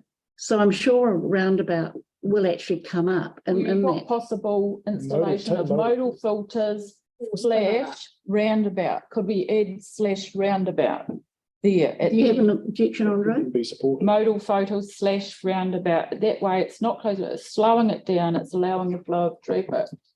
I'd be happy to support 5 then if you put / roundabout. Andre and Pink. Yeah, just motor filters, roundabouts, or otherwise. Yeah, that'll do it. Okay. / roundabout. Or otherwise. Yeah. Or otherwise. Motor filters, roundabout, or otherwise. Any other means. Measures in general. Yeah. Great big study now. Right. Why do we use sticky? All right, that works. Yeah. Why don't we just? You've asked. They want to. Fine, it's good. It's actually probably a good idea, this, because it does that travelling in from Selwyn is going to be an issue. Yeah. And they're just going through, and I mean, I think this is quite a bit of work, so it'll be 1 to 4 can be implemented. Number 5 will take some time. And as I say, is it an idea I necessarily like? No, but is it a conversation we need to have at some stage? I think you're correct there. Okay. Okay, so we're going to, is anyone unhappy with number 5? Because if you're unhappy, I'll move 1 to 4 and then 5 separately. I don't think. I think I'm sure. Okay, let's move so on. I'll move Are we doing 1 to 5 together? 4. All those in favour say aye.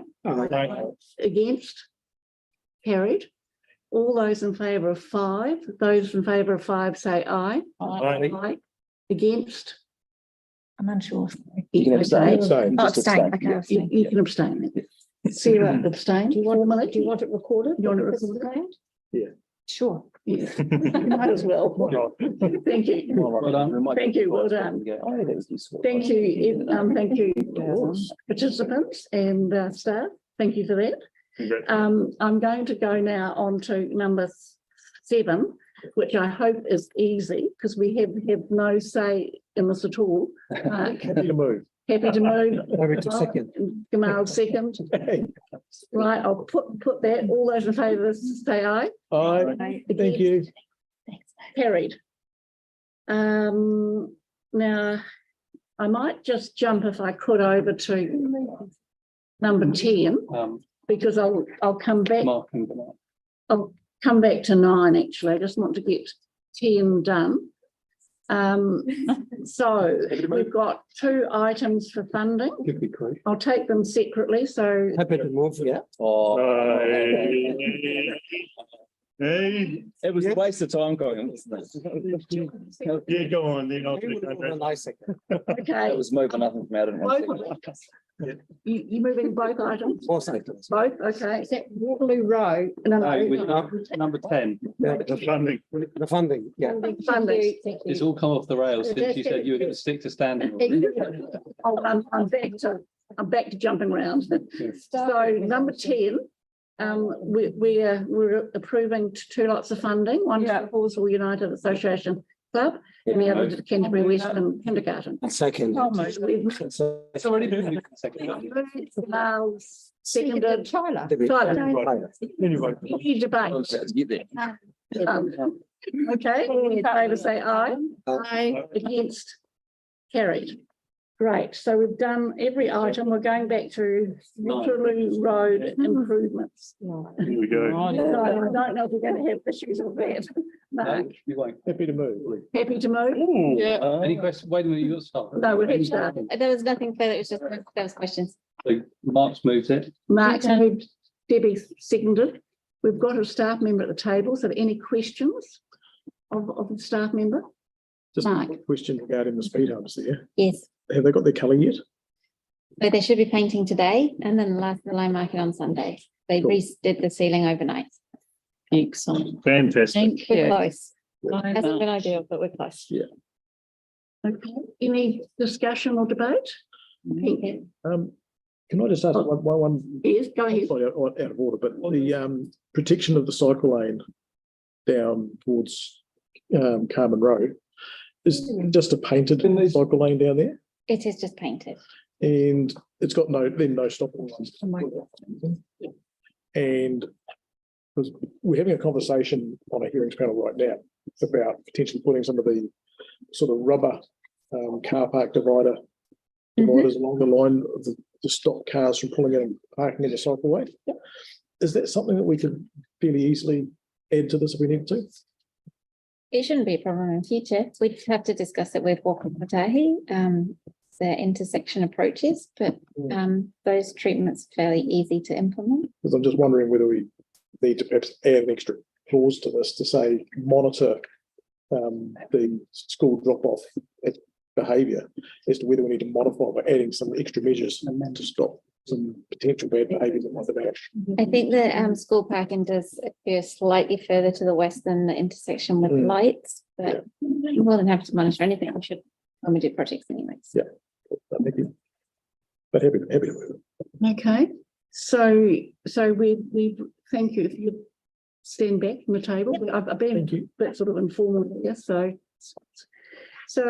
we've got a mover, a seconder. Any debate on it? No. Nope. All right, Mark. Well, just to say that I'm really thrilled to see these safety improvements at Hornby High School. They're long overdue, and to formalise some of the cycle lane and shared path categorisation here, I think is a great move to really dot the I's across the T's and make this into a nice, safer environment for the school children. And hopefully we'll see in time the behaviours of not just the school pupils, but parents, everyone improve, so this area becomes a lot better and less scary if you drop kids on to and from school, because it's been horrendous, and it's good to see these improvements happen. Great to tick off these extra designations, and let's keep an eye on it and make sure it does what it needs to do. Thank you. Thanks, Mark. Andre? I just want to second Mark's thoughts. It's great to be able to make some improvements around 2 of our schools in one day. That's it. Right. I've got some concerns about shared cycleways and footpaths. So I've got no problem with what's happened so far, none whatsoever. In fact, I think it's in time it might improve things. But I'm concerned about 500 kids leaving the school and then sharing a path between cyclists and pedestrians, when in actual fact the pedestrians can't control themselves to cross the road normally. Why? Because they're stuck on their little iPad or phones, organising the rest of their day. And I've seen them stop. I've been watching them. You see them stop in the middle of the road, and the cars have to stop them because they're busy texting their mates saying, "I'll see you in 5 minutes," or whatever it is they're organising, doing their homework. I don't know what they're doing. They stop wherever they need to stop, not with any brain cells working. It only happens probably for half an hour as school empties. The rest of the day is, clean and easy. But I am concerned that to have 500 kids go onto a footpath and then to let a few bikes loose as well, because I know boys on bikes. I've met them. Well, yeah, it was a day or two ago though. We were much better behaved. So in terms of your voting, would you vote against it or sort of accept it? I think I would. I would only vote against it on the basis of sharing the footpath, right? Not the rest of it. I don't have a problem with any other part of it. In fact, I applaud most of it. So would you insist that kids on bikes have to be on the road? Yeah, I think so. They have to be on a I'm being informed that he's right place. With the trucks and heavy vehicle movements, you would say that kids on bikes have to be on the road with those around school time. I'd rather see that than the kids on You would rather bikes see that. on the footpath. That for that half hour space. Yeah, I would. If you see the school leaving, it's bedlam. I mean, it's mayhem for half an hour. For 20 minutes, half an hour, they go mad. You're saying for the half an hour, bikes shouldn't be able to use the shared pathway, and outside of that time they should. I don't see any problem with it after that because there's lots of places where shared pathways work But very well. you're proposing something that couldn't physically be done. No, and that's why for that time, I would have to vote against it on that basis. Okay. Okay. Right.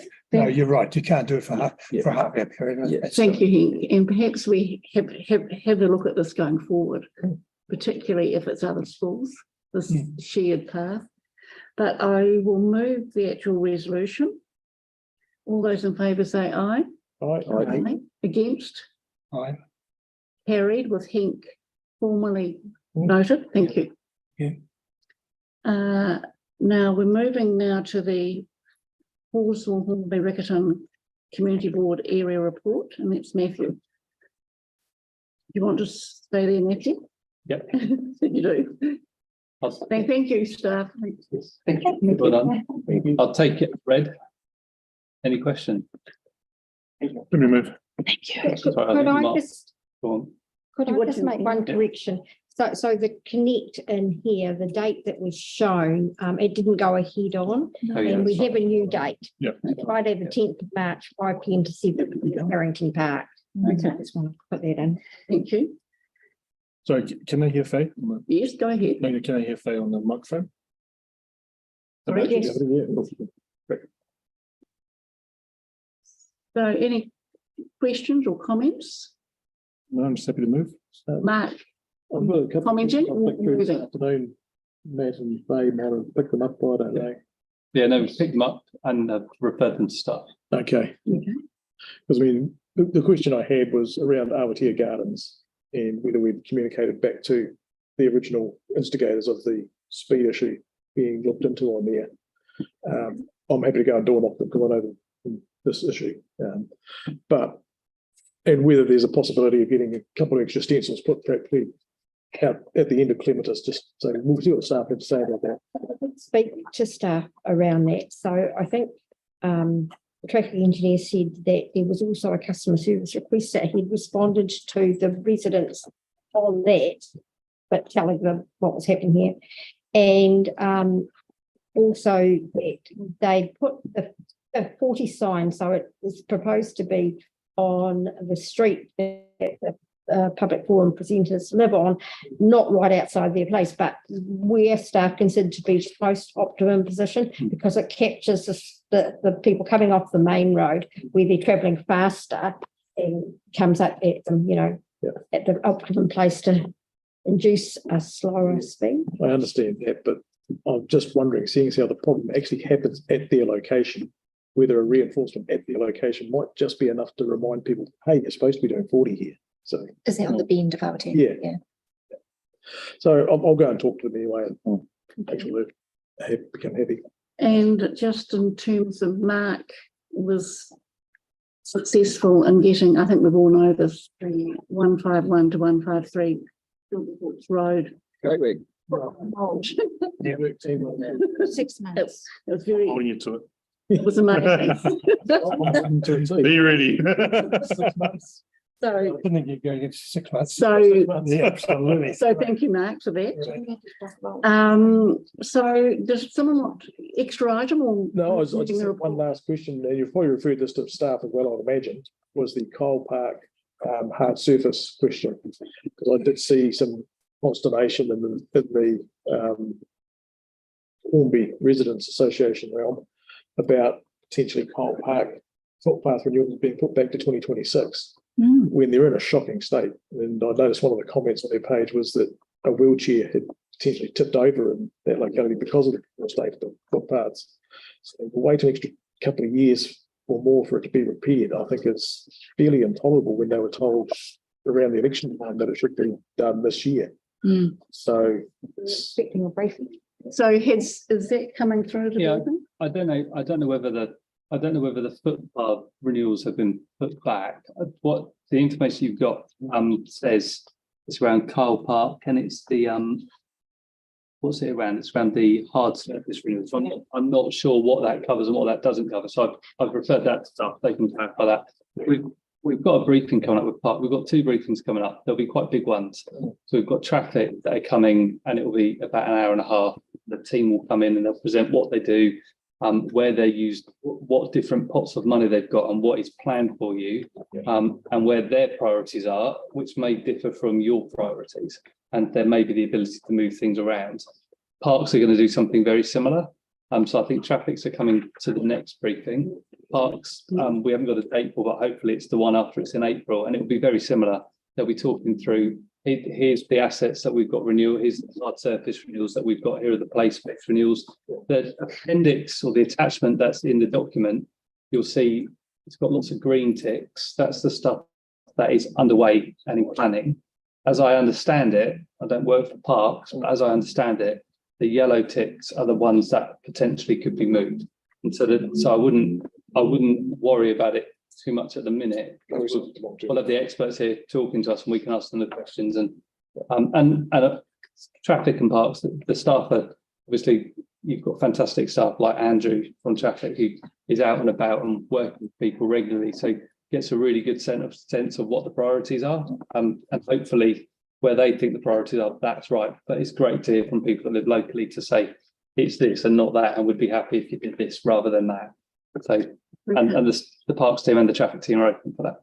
Thank you. Now, I have got a mover for the report. Yes, Andre and Mark.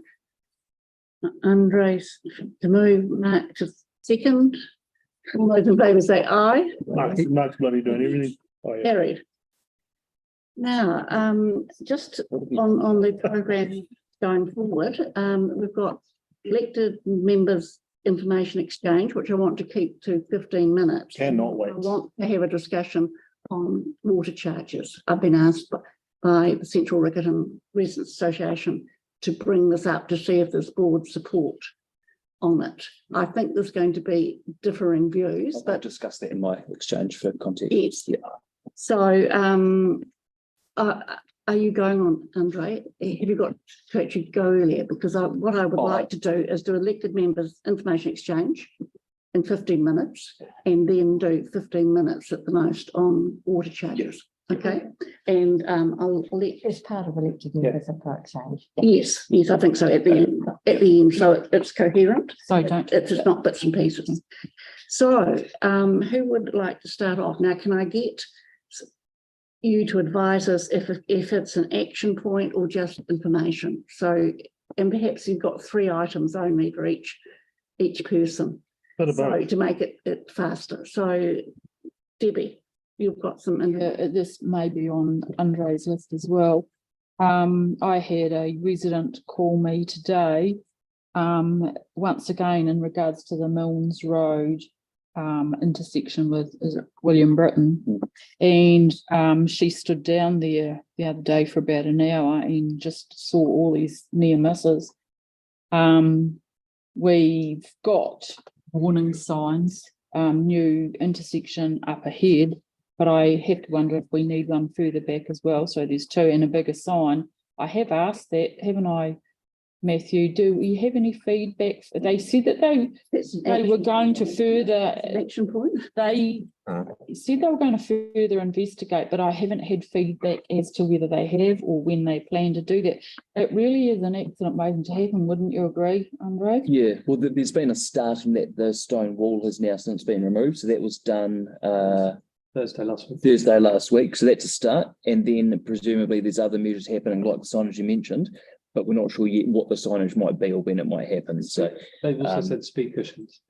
Oh, okay. So you'll remember at our briefing 2 weeks ago, this was raised. Andrew, I think, Andre, you'd raised some things. So sightlines coming from William Britton were an issue. there's a stone wall which said welcome to the Mills Estate or whatever. That stone wall has gone, so that's opened up sightlines. So particularly coming north to south, it's cleared it really well. And I live just around the corner, and so it's made a massive difference coming out. And the other thing that they've said is that there'll be speed cushions coming in. Okay. And all four corners?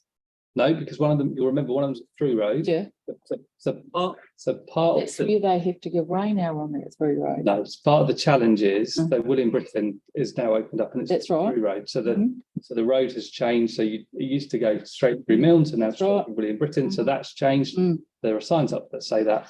Part of the challenge is there's not a lot of traffic using that road at the moment because the sections in that haven't been developed. As and when people start moving in there, you'll see lots more traffic flowing through. And it will become really clear. At the minute, those sections aren't there. You'll remember that there's a road that's going to go down. There's going to be an intersection with Dunbar's Road and traffic lights. There's going to be further ones down by Aidenfield Drive. So it's all part of the network plan for future moving. Just that houses aren't there at the moment. So this resident also suggested that and I know what you've just said, that they've got other things in place, but just voicing it, because I said I would, that she thought that perhaps give way on all four corners, especially at this time being a new traffic intersection. I mean, I slow down on all four corners anyway because of it, because you just don't know who's not going to give way. Or alternatively a roundabout, but I know. So just so I'm clear, and we're all clear, are you wanting action on this or are you just wanting to? Well, I think there already is, isn't there? I was just really wanting raising the an fact update. that it's a new road layout and people update going around it. And you're saying that there is further action coming. So the fact that wall got removed on Thursday, it gives me confidence that that work is underway. Yeah. As for what exactly the times, we don't know yet, but I'm confident that it's cool. The other thing too, just quickly, David Hawke brought this up today. It was already on my list, about how we had really promised the community that we would have meetings out more in the community, and I'm just wondering, do we have any scheduled for the community? I wonder if I could make that an issue that we discuss in April, because I think it's quite a biggish issue, and I just think if we can bring it up in April, like I'm bringing up the water charging one, so that we have it at the end of the meeting or during the meeting, so we can. So my question to staff was, had there been any arranged? There hasn't been any movement on it. I think it's up to us to actually. No, I don't to actually engage on this one at this point. We can do it in April, I think. The board currently approved its scheduled meeting in this room. So that's all that's happened. But if you want to discuss it, I'd like to have it 15 minutes properly on it. So if we can do it for April, then that's fine. Arrange your meeting. When? Did you, Helen, you and I have had a discussion about external expertise on intensification, etc. Do you want, shall we do that offline? No, if you've got some information, share it. Well, it's just that, when it comes time for our board to do a submission on intensification, which just does involve the community board members, you've said that residents associations, etc., can fund request funding for legal expertise in regards to that area as well.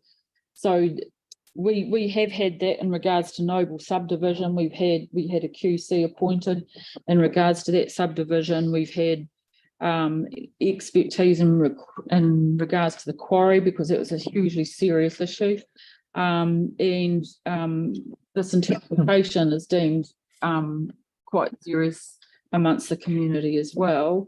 And so do we as a board, and of course that's, looking at getting an outside expert, because the qualifying matters do require the expertise going forward into a well, I wonder if I could, I think it's quite a big issue. So I think do you want to park that? We can't wait till April on this, but we might have to have discussions do it on sort of email, I think, to somehow see if we want to employ a sort of expert ourselves. And do we have a subcommittee? Do we? Well, I suppose that is just the community board members anyway. Well, if you like, we can convene a meeting of board members next week on it. and see if we're sort of united on it. We may not be, in which case it's difficult. You know.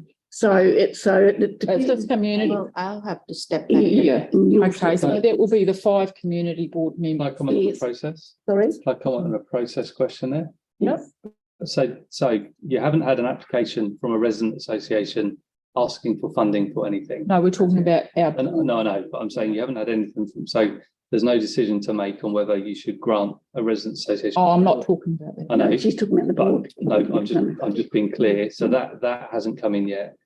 If the board would like to do that, I'm presuming that the process will be that you'd need to request staff advice because you'd want a report to come to you for you to make a decision on. Where the money would come from would be from the board's discretionary response funds, which is where your community funding kind of pool goes to. So okay, thank you for that, Matthew. So that request would have to be significantly fast then because of the process timing, isn't it? Well, look, in terms of process, I'll convene a meeting next week, early next week. An informal meeting, Yeah. and we'll just see where people are on it because there's a range of views. And if we're quite divided, I think what the board in the past is leave it. Well, I think if in fact we're united on it, then we can start to get a process for. Well, I think it's quite good, like Faye said, if it's informal, we can have a round the table discussion, yes. because I think it's really important that voices are spoken and heard, and then we can round the table decide at that point whether a outside expert would be helpful because we are after that expert opinion. Well, I agree. If in fact we're united on it, I just want to see. And I think that informal discussion next week that you're talking about, we can decide at that point if there is agreement or non-agreement. Okay, that's fine. Thanks, Helen. Question extension on Sorry? elected members. Exchange. It'll be. So do us 15 minutes. Yeah. Yes, sorry, you kept me. Can I request an extension? If that's all right. At question of bringing up issues which you want to, but also indicate. That's okay. We can, if you said 15 minutes. Information exchange here. And I want to leave, say it. Sorry. Oh, no, that's all right. That's all right. At 7:40, I want to shift. Hey, I'm finished. Yeah, I've got one. Tyler, and then Andre, and then myself, and then Mark. Yes. Cool. And then Mark. But you can bring up the 2 PDFs. PDFs is organised. I did Andre today. Oh, did you? Done. So there are 3 things, and there are some photos that back it up. But first of all, can you open up the black and white Friday, whatever that is? Yeah. Is this for info? Okay, so I had a lot of people asking me, what does a councillor get up to? And this is something that I've done as a little graphic, if you will. Sort of a bit like you, Tyler. It is, yes, it is. That's an emoticon. Made it a little bit. It looks like You think? emoticon or a car. I'll just wait for the full screen to make it easier to read. Looks like my legs. Yeah. From this view, Andre, it just looks exactly like you. Andre. Now, From this view here. see that 165 down the bottom, Faye? You could actually turn that into a full page, or there's a pages next to it, a fit page. Cool. Okay, so just an update for everyone out there in the internet world. So I've attended all of these things, same as Andre, same as Mark. There was a briefing missed. We went to LGNZ Te Marawata conference. We had 11 portfolio meetings, which include multicultural and youth. Next slide. There is community issues across the board in Riccarton. There was 11 solved and 3 still outstanding. The ones that are still outstanding is a parking issue outside Villa Maria. That's a big issue. Yes. There is another issue based around people not finding their animals, and I'll talk about that in a second. And another one was misuse of cycle lanes, which continues to be a big issue around St. Thomas's. The other issues that were resolved was a burst water main. There was some more animal issues around the misuse of animals, and there was also a lot more issues in the Upper Riccarton area around antisocial behaviour. It took these are interventions that a councillor needed to be at. So I mediated between council and that resident. And the last issue that I just resolved was around waste management. So everyone, this is quite a common thing around all wards, is people's bins go missing. People steal bins. Oh, really? They fill them up, etc. So there was a lovely lady on Middle Park Road that actually had her green bin stolen when she was away in Australia. She rang the council didn't have it. And then she got charged for a new bin because it wasn't within 24 hours notice. Oh, So that is another thing I want to look at. I did go to staff and ask for advice on that. And they said, if we did that, we invest around $400,000 in these bins. There's around 40,000 bins on average. It's going to be quite a substantial hit to our rates if we do that. So I got her that fees free. There was no charge. Talked to council and got it done. So it was fantastic. Good outcome for me. Good outcome for them. It was great. Let's move down a little bit. So these are the community events that I attended. There was 26 community events across the ward, which include multicultural youth and Riccarton, and 5 speaking engagements, which included speaking, et cetera, et cetera. We'll move down a little bit more. And this one here is the highlight issue that I want to bring up. So when a pet dies, for example, I'm going to be quite frank here, and it becomes roadkill, the staff do not scan the microchip to notify the owner that the pet has died. So therefore, a owner is in a lot of stress because they don't know where their pet's gone. And on the Riccarton community updates page, the neighbourhood updates, you see pretty much 90% of the time they're looking for their pet and they never find it. There has been occasions when the cat comes back or when the dog comes back, but most of the time they can't find it and they're left in this sort of limbo, if you will. So I'm looking into the policy to see if we might be able to look at changing it at a council level, just based around doing something really simple of scanning the microchip and notifying the owner of the outcome. So that I think that's the slide there. Is there one more? Great. So these are my appointments at the moment. I'm in Te Marawata for local government, young elected members, local government, Canterbury West Melbourne Zone Water Committee, Youth Portfolio, Multicultural, Songpa Gu, and now in the Te Waihora Governance Group, co-governance group. So there's quite a lot of mahi in this spot. We've got a councillor that I can actually now say that I do enough mahi to say that I actually do the mahi. And that goes on to my next one. So we're going to have to move you along. I will. I'll be really quick, I promise. Can you please go down to Untitled Design? Yep. So as a part of my youth and multicultural portfolios, we've had more than 1,000 young people storm council. This was for the School for Climate New Zealand. Now they're striking for 5 things, and those 5 things are really important to them, and they need to be heard. The big ones that affect council was Make It 16. That was one thing that they really wanted. Regenerational farming. And they wanted e-bike rebates, but the big issue that they really wanted to hone in on was the Terrace Airport. That was number 1 for them.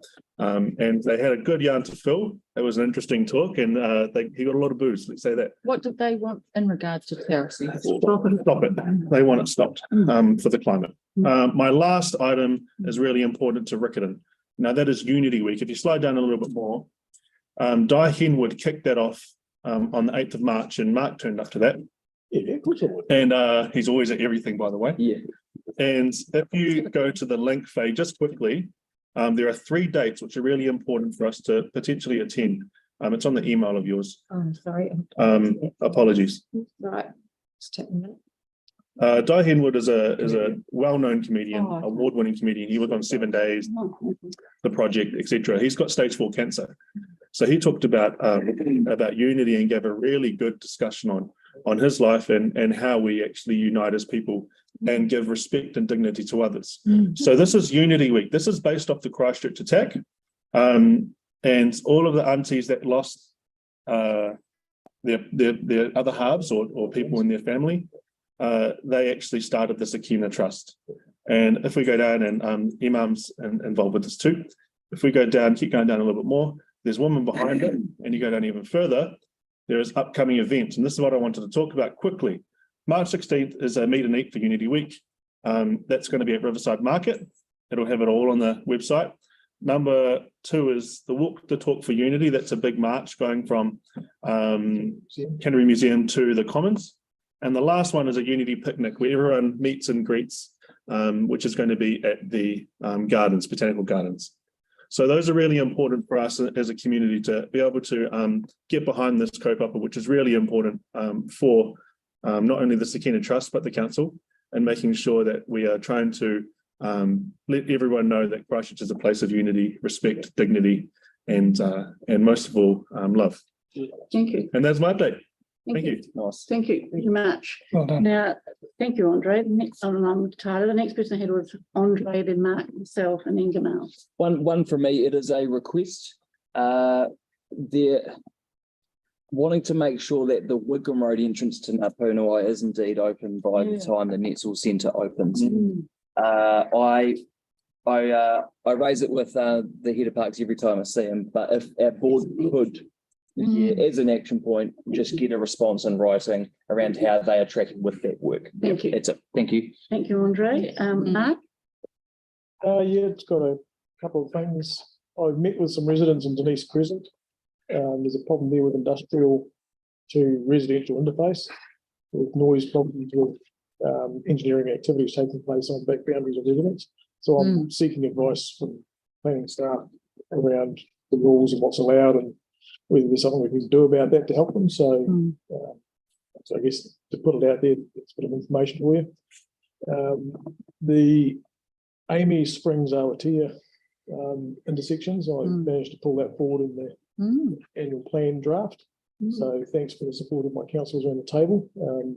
So we've got that in the draft annual plan. Now what we need is, as it goes out for consultation tomorrow, for the community to get on board and submit to tell us that we need to keep it in there, why, how long they've waited, and how important it is to our community to get that done. To get an upgrade. To get the upgrade for Amy Springs Awatea, and the land upgrade there, I believe, is for traffic signals on both intersections.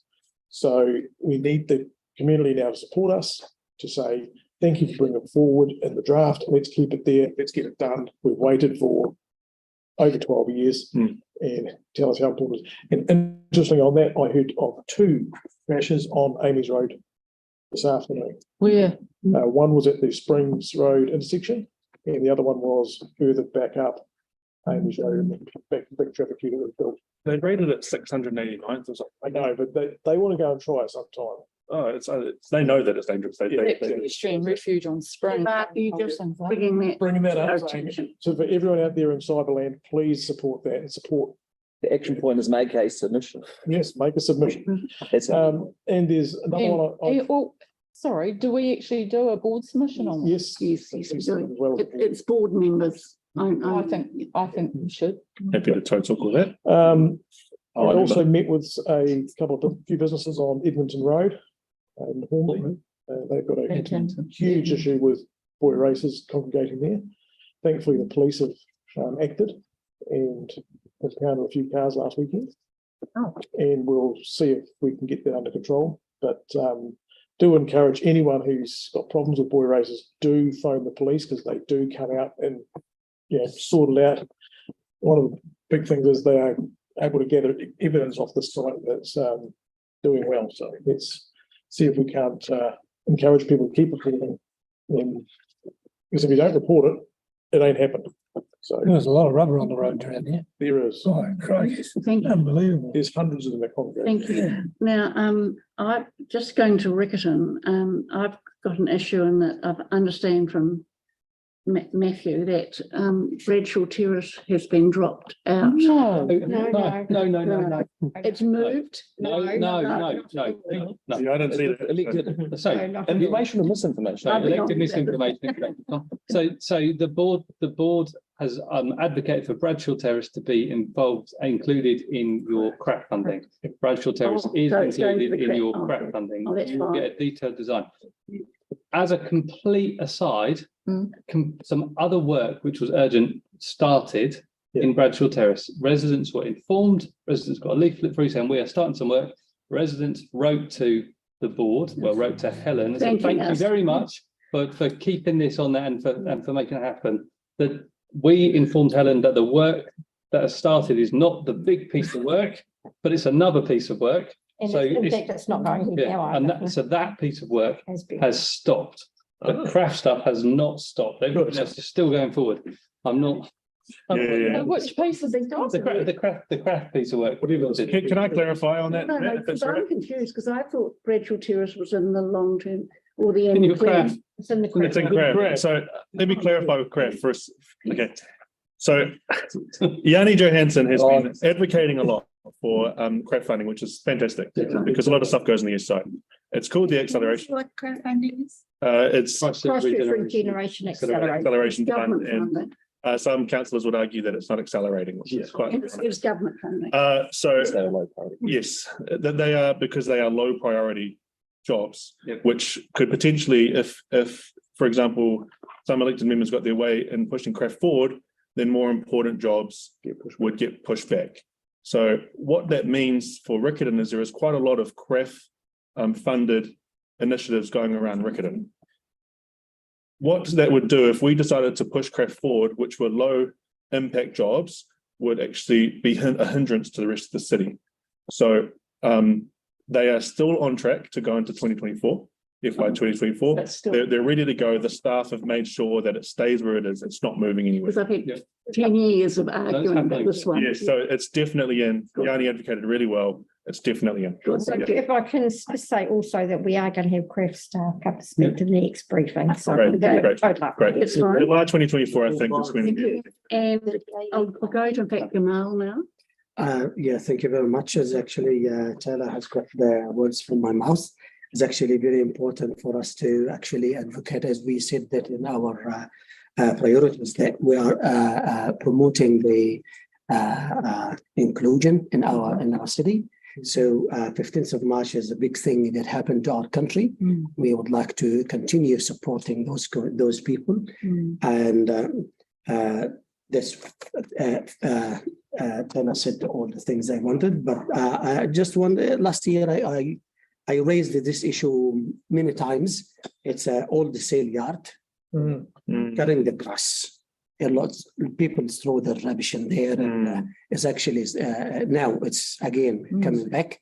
So like this is action point, please. And the second one is the area around Riccarton Baptist Church, where people throw all their furniture and things.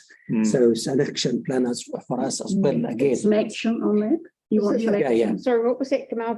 Edmonton sale yards in the and some furniture. People dump their all stuff in sale yards. Yeah.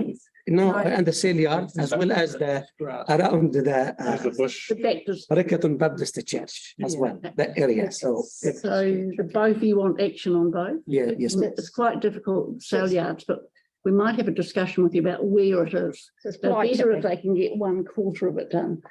I'm meeting the developer on Friday. Excellent. Are you? Well, the representative of the developer. The owner. I'm not going to say his name, but I'm meeting the representative of the developer. 10 a.m. on Friday. So he's not the one I thought. Okay. For an action point, Gamal, what are we asking for? Yeah, I'm about to fix that. Look, if you can fix it. What the council can do to actually help with this, we need to. I'm happy to get my trailer as well and help with this. So we're asking to start the course. Yes, please. Thank you for working. Thank you. Now, look, I do want to we did decide to go out for drinks after this. So I've booked a place at Duxton Dine. It's on Riccarton Road. It's How come I've not been told? I sent something round. No. I did. I didn't say where, but it was Duxton Dine on the left side of Riccarton Road as you go towards the railway line. So it's just for drinks, and if people want chips or something, it's possible too. Is that the wooden place? Yes. I've sat on the road of that. Wooden villa, and you can park either outside it or round the back. So just now, Garth and Central Riccarton residents have been waiting patiently for a discussion on water charges. Now, I will finish at 7:05. I'll start this off because I've got a different view to Andre, I think. So I didn't share a view. I just shared what the process is going forward. So I'll share my view, which is the view which was on council for a long time. And there was a change in 2019 to 2022 Andre may have a different view and others too. So I'll start off with the conservative view that's been there since I was on council till 2019. We always decided that would be a set charge per water per household. And it was a set amount. It didn't vary. It might increase because of your rate increase, but it was a set amount per household. We decided that on the grounds when I was on council, we looked at how much water Christchurch was taking compared to Canterbury, and the amount in Canterbury that's been taken from the artesian wells is huge because of the farming. Christchurch was only taking a small amount. And the other reason was, and this is probably the more important reason, is that as some houses are metered, you can't actually charge those people who are on joint meters. They don't get charged. And in my experience in local and central government is you have to be administratively fair. So if you can't charge everybody, then you end up going back to a set amount as in the past. Now, I do think what happened came in 2019, and we had Mark who might have some views on this. 2019, they decided they'd look at water leakage, and that became more of an issue than we had been briefed on. So that's the background, and I just thought I'd go quickly round the room to see where people are on water charging. If you don't have a particular comment because you don't know, just say. If you have a comment either supporting me or against what I'm saying, please say it. I'm sorry, can I just ask what would be useful about this conversation? Because excess water charges can't be removed until the long-term plan. So I just don't. I think that's just the conversation this board needs to have is whether they support 700 litres allowance or 900 litres allowance, because that's what the annual plan would ask. So you could speak for an hour about whether you support or don't support excess water charges, but they can't be removed in this year's annual plan as per the local government. I can't realise that, because has asked the board to so he came and did a presentation. And so I just want to, because I've got a particular view, I just want to go around the board and see what other people's views are. Talk about that. But why? That's even, well, both the principle of it, and secondly, the 750 going to 950. So it's 700 to 900. Yes. So that's the allowance that's being proposed to be increasing the annual plan. So increasing from 700 to 900. The rates impact is 0.1%. So it means rates rises would be 5.68% instead of 5.58%. So that's the trade-off and decision people would have to make. So everyone would pay. So that's the decision in front of us. And so I'll just go around. Perhaps I'll ask the more the people who've been on the board in the past to give their view. So say whether you support raising that level to 900 litres, is it, a year? Yeah, from 700 to 900 is your average daily usage. But more information in the context of that would be around your email, how you stated that there was only a certain percentage of people that use over. That motion was 900. I thought that was pretty helpful, actually. So 900 litres, so the top 17% of users is 900 or more. So that's what we're talking about on averages. So so the rest of us are subsidising the 17% by voting for 900. Yes. Well, that's kind of the argument the other way.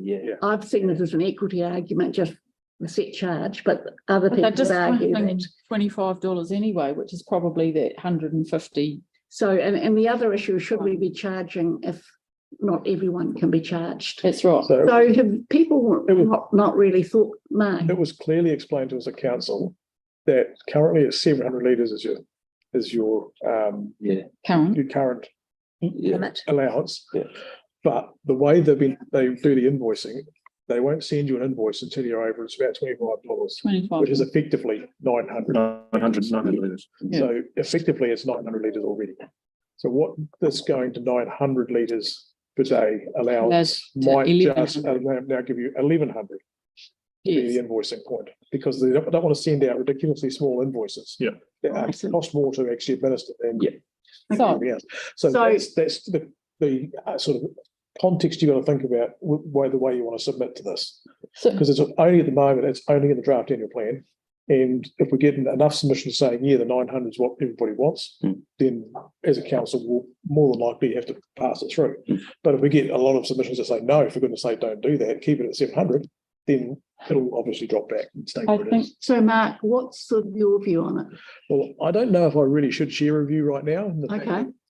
Three of us are the decision makers. Yeah, well, I mean, yeah, I've Well, keeping 700, okay. but I'm open to having my mind. Like, Exactly. I'm open to what the submissions tell me. Very, very open. Yeah. So, look, I'll just, Debbie, if you've got a view on this, because I do need to wind things up. So Yeah, I do. yes, what's Well, and to do with my background as well, the Fair Trading Act, I don't think what's currently being done would be covered under the Fair Trading Act if anybody. Council's lawyered up to here, that we've asked these questions. Yeah. And If there's no way they'd be doing it if they could be legally challenged. Yeah, but believe me, we've spent hours asking staff these questions around the legalities of it. Yeah.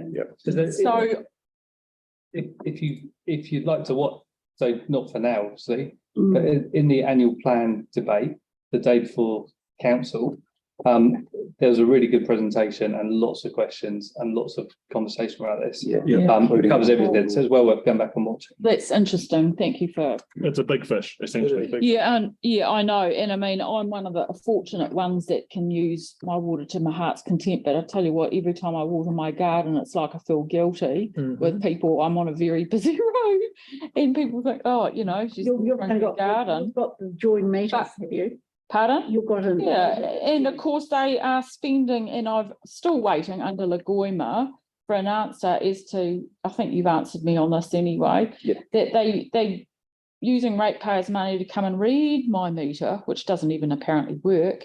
They're going around and reading all the shared meters, so they're using ratepayers' money to read our meters when they're not even going to charge us. Well, they are. Yet at the moment.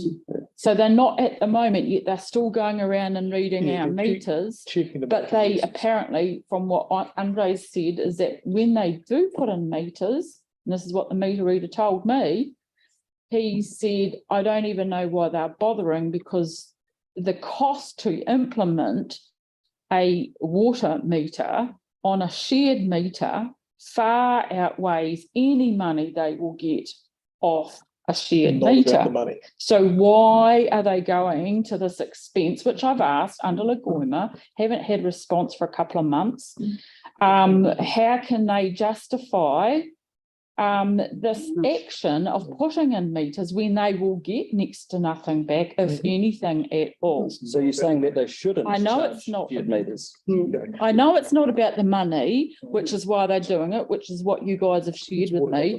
It's about water conservation because of the infrastructure. I get that there's no water shortage, but what I'm concerned about is on those shared meters anyway, like has been expressed, there's no overuse anyway. So why are we going to the capacity of actually spending ratepayers' money and putting in meters on shared driveways when you're going to seek no return? Yeah, what they're doing with the shared meters is they'll read them and they'll identify then whether there's a problem on that shared property, and then they'll work to figure out, is there a leak somewhere in that property, or is there a particular user that's particularly heavy out of that multi-unit property? So then they'll look at the idea of charging if there is someone who's being completely ridiculous and excessive in that multi-unit. But the main idea is to try and identify any leakage is really what it's all about. And I will share my big beef with all of this, is that why are we not finding our own problems on our network before we start, doing this to the ratepayers in the way of charging them when we've got how many billion litres of water being lost? Why can't they read these meters without charging? If the outcome that they're wanting is just to reduce conserve water at the moment, and they're not going to be receiving a lot of money. I know that. Why don't, and they want them just to collect data, why don't they just collect the data? It's a tension. But they need to read the meters to collect the data. I guess it's a way of trying. Yes, I know. So why can't they do that without charging? That's my question. That's my question. I remember a long time ago, and who shall remain nameless, a councillor on a councillor who said that whilst that person was on council, they would never see water charges ever be implemented. So it's about fairness, and there is currently no fairness, and they could still do this reading without charging. And at present, it sounds to me like there's not going to be a lot of invoices going out anyway. Can I just say, because I am watching the time, thanks, Stevie, that was really good in terms of how you spoke about that. Marie, have you got any, you've probably thought about this? No, I am not yet prepared to give a view. I'm not well informed about. Right. Hank, have you got a view?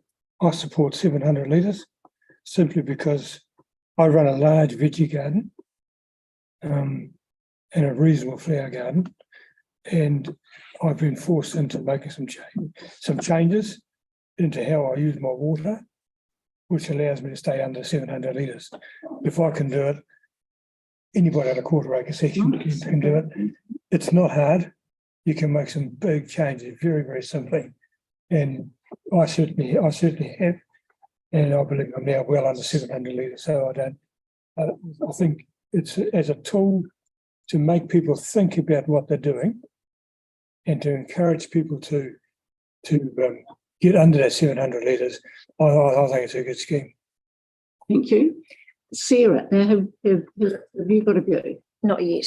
Or any questions you got? Yeah, well, I did have a question. We can't see our current water usage, can we? Yes, you can. Order online. When I looked, it was only previous readings. You can see the last quarter. It's read every quarter. Okay, so maybe I'm. You can't see your actual. You can see what's happened up until I think it's the last 4 quarters. You can see. Okay, and that is updated. So if you check it now, it'll show you average data use for the summer just been. Sure. Where do you find that? Just check your usage. Water report. If you Google that, it should bring you That's there. interesting. Yeah. Now, Tyler, are you wanting to say something? Well, yeah. Yeah, I mean, fine. It's just Yeah, well, the reason why well, I'm actually open to see what the people say around the 900 litre mark. 100%. About the what, Mark? Around 900 litres, around the annual plan draft annual plan. I'm interested to see how it goes. I voted against it with Sam on the basis of the average user uses 540 litres per day. For me, I do, there's 5 showers in our household.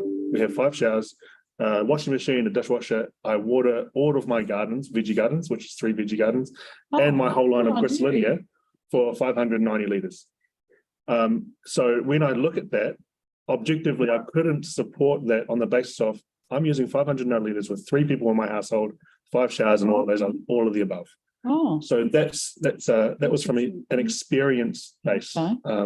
I did that on experience. Yeah. So you must use quite a bit of water to use that 1,000 litre a day, or even 900 litres a day. That's quite a lot of water, in my opinion. But it's more about the infrastructural requirements that are needed during the summer months, which is going to cost the ratepayer more money to continue to upgrade the 3 waters requirements. So, hey, that might change. The government might be paying for our fresh water, and it might be okay, but we'll still get charged those rates. Okay. But there is that's the basis on why I voted for 735 over the 900. Oh, okay.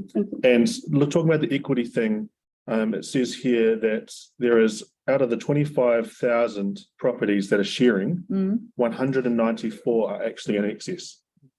So that's a huge percentage of the average. So it's nothing, literally nothing. 194 out of 25,000 shared meters is not much. 194 over the limit. And I want to third that by saying that for me, equity is about paying your dues, and I personally don't feel comfortable paying somebody's excess water usage by spreading it out. Personally, that's just me. I like to see that our services are upgraded, our services are maintained at the council level.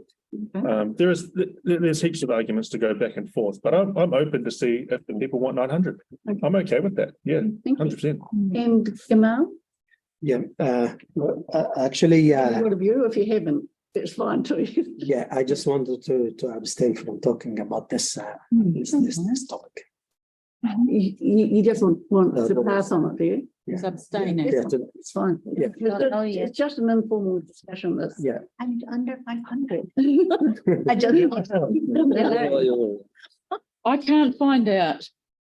So, No, I can't find out. Well, you know, No, my meter is not reading. well, you know, you'll be under 700 though, otherwise they will. No, read it, the actual meter It's that's currently there, that's on shared, isn't working. broken. So the meter you to tell me, so I can use it. Okay. They get flagged. Staff told us they get flagged and they were. Your place to fill up. Yeah, I've already told you. And if there is an overusage, like for example, if there's a red flag, if there's, for example, Phil said he was using 3,000 litres a day What? because there was a leak under his driveway. Yes. wow. So he fixed it himself. It was pretty funny seeing be a cowboy. He showed me the photos. He's good at that. He's good. So look, I'll just wind this up now and thank everybody. And for those who are able to come to the Ducks and Dine on Sorry, I Riccarton didn't Road, know about it. would you be able to come? So I'm able to come to. I I have didn't something know to do about afterwards. So are you able to come, Debbie and Demand? No, I mustn't be getting emails, even if it's addressed to me. I didn't get Andre's one about the, I think it's that one. Thank you. Yeah, we just have to Oh, yes. are you all right? Okay, we'll have the karakia then. Thank you. I'll just wait for it. Sorry about this, I forget to do it at the end. No, it's fine. Second time. Faye, I might use this one. You can scroll down if you can.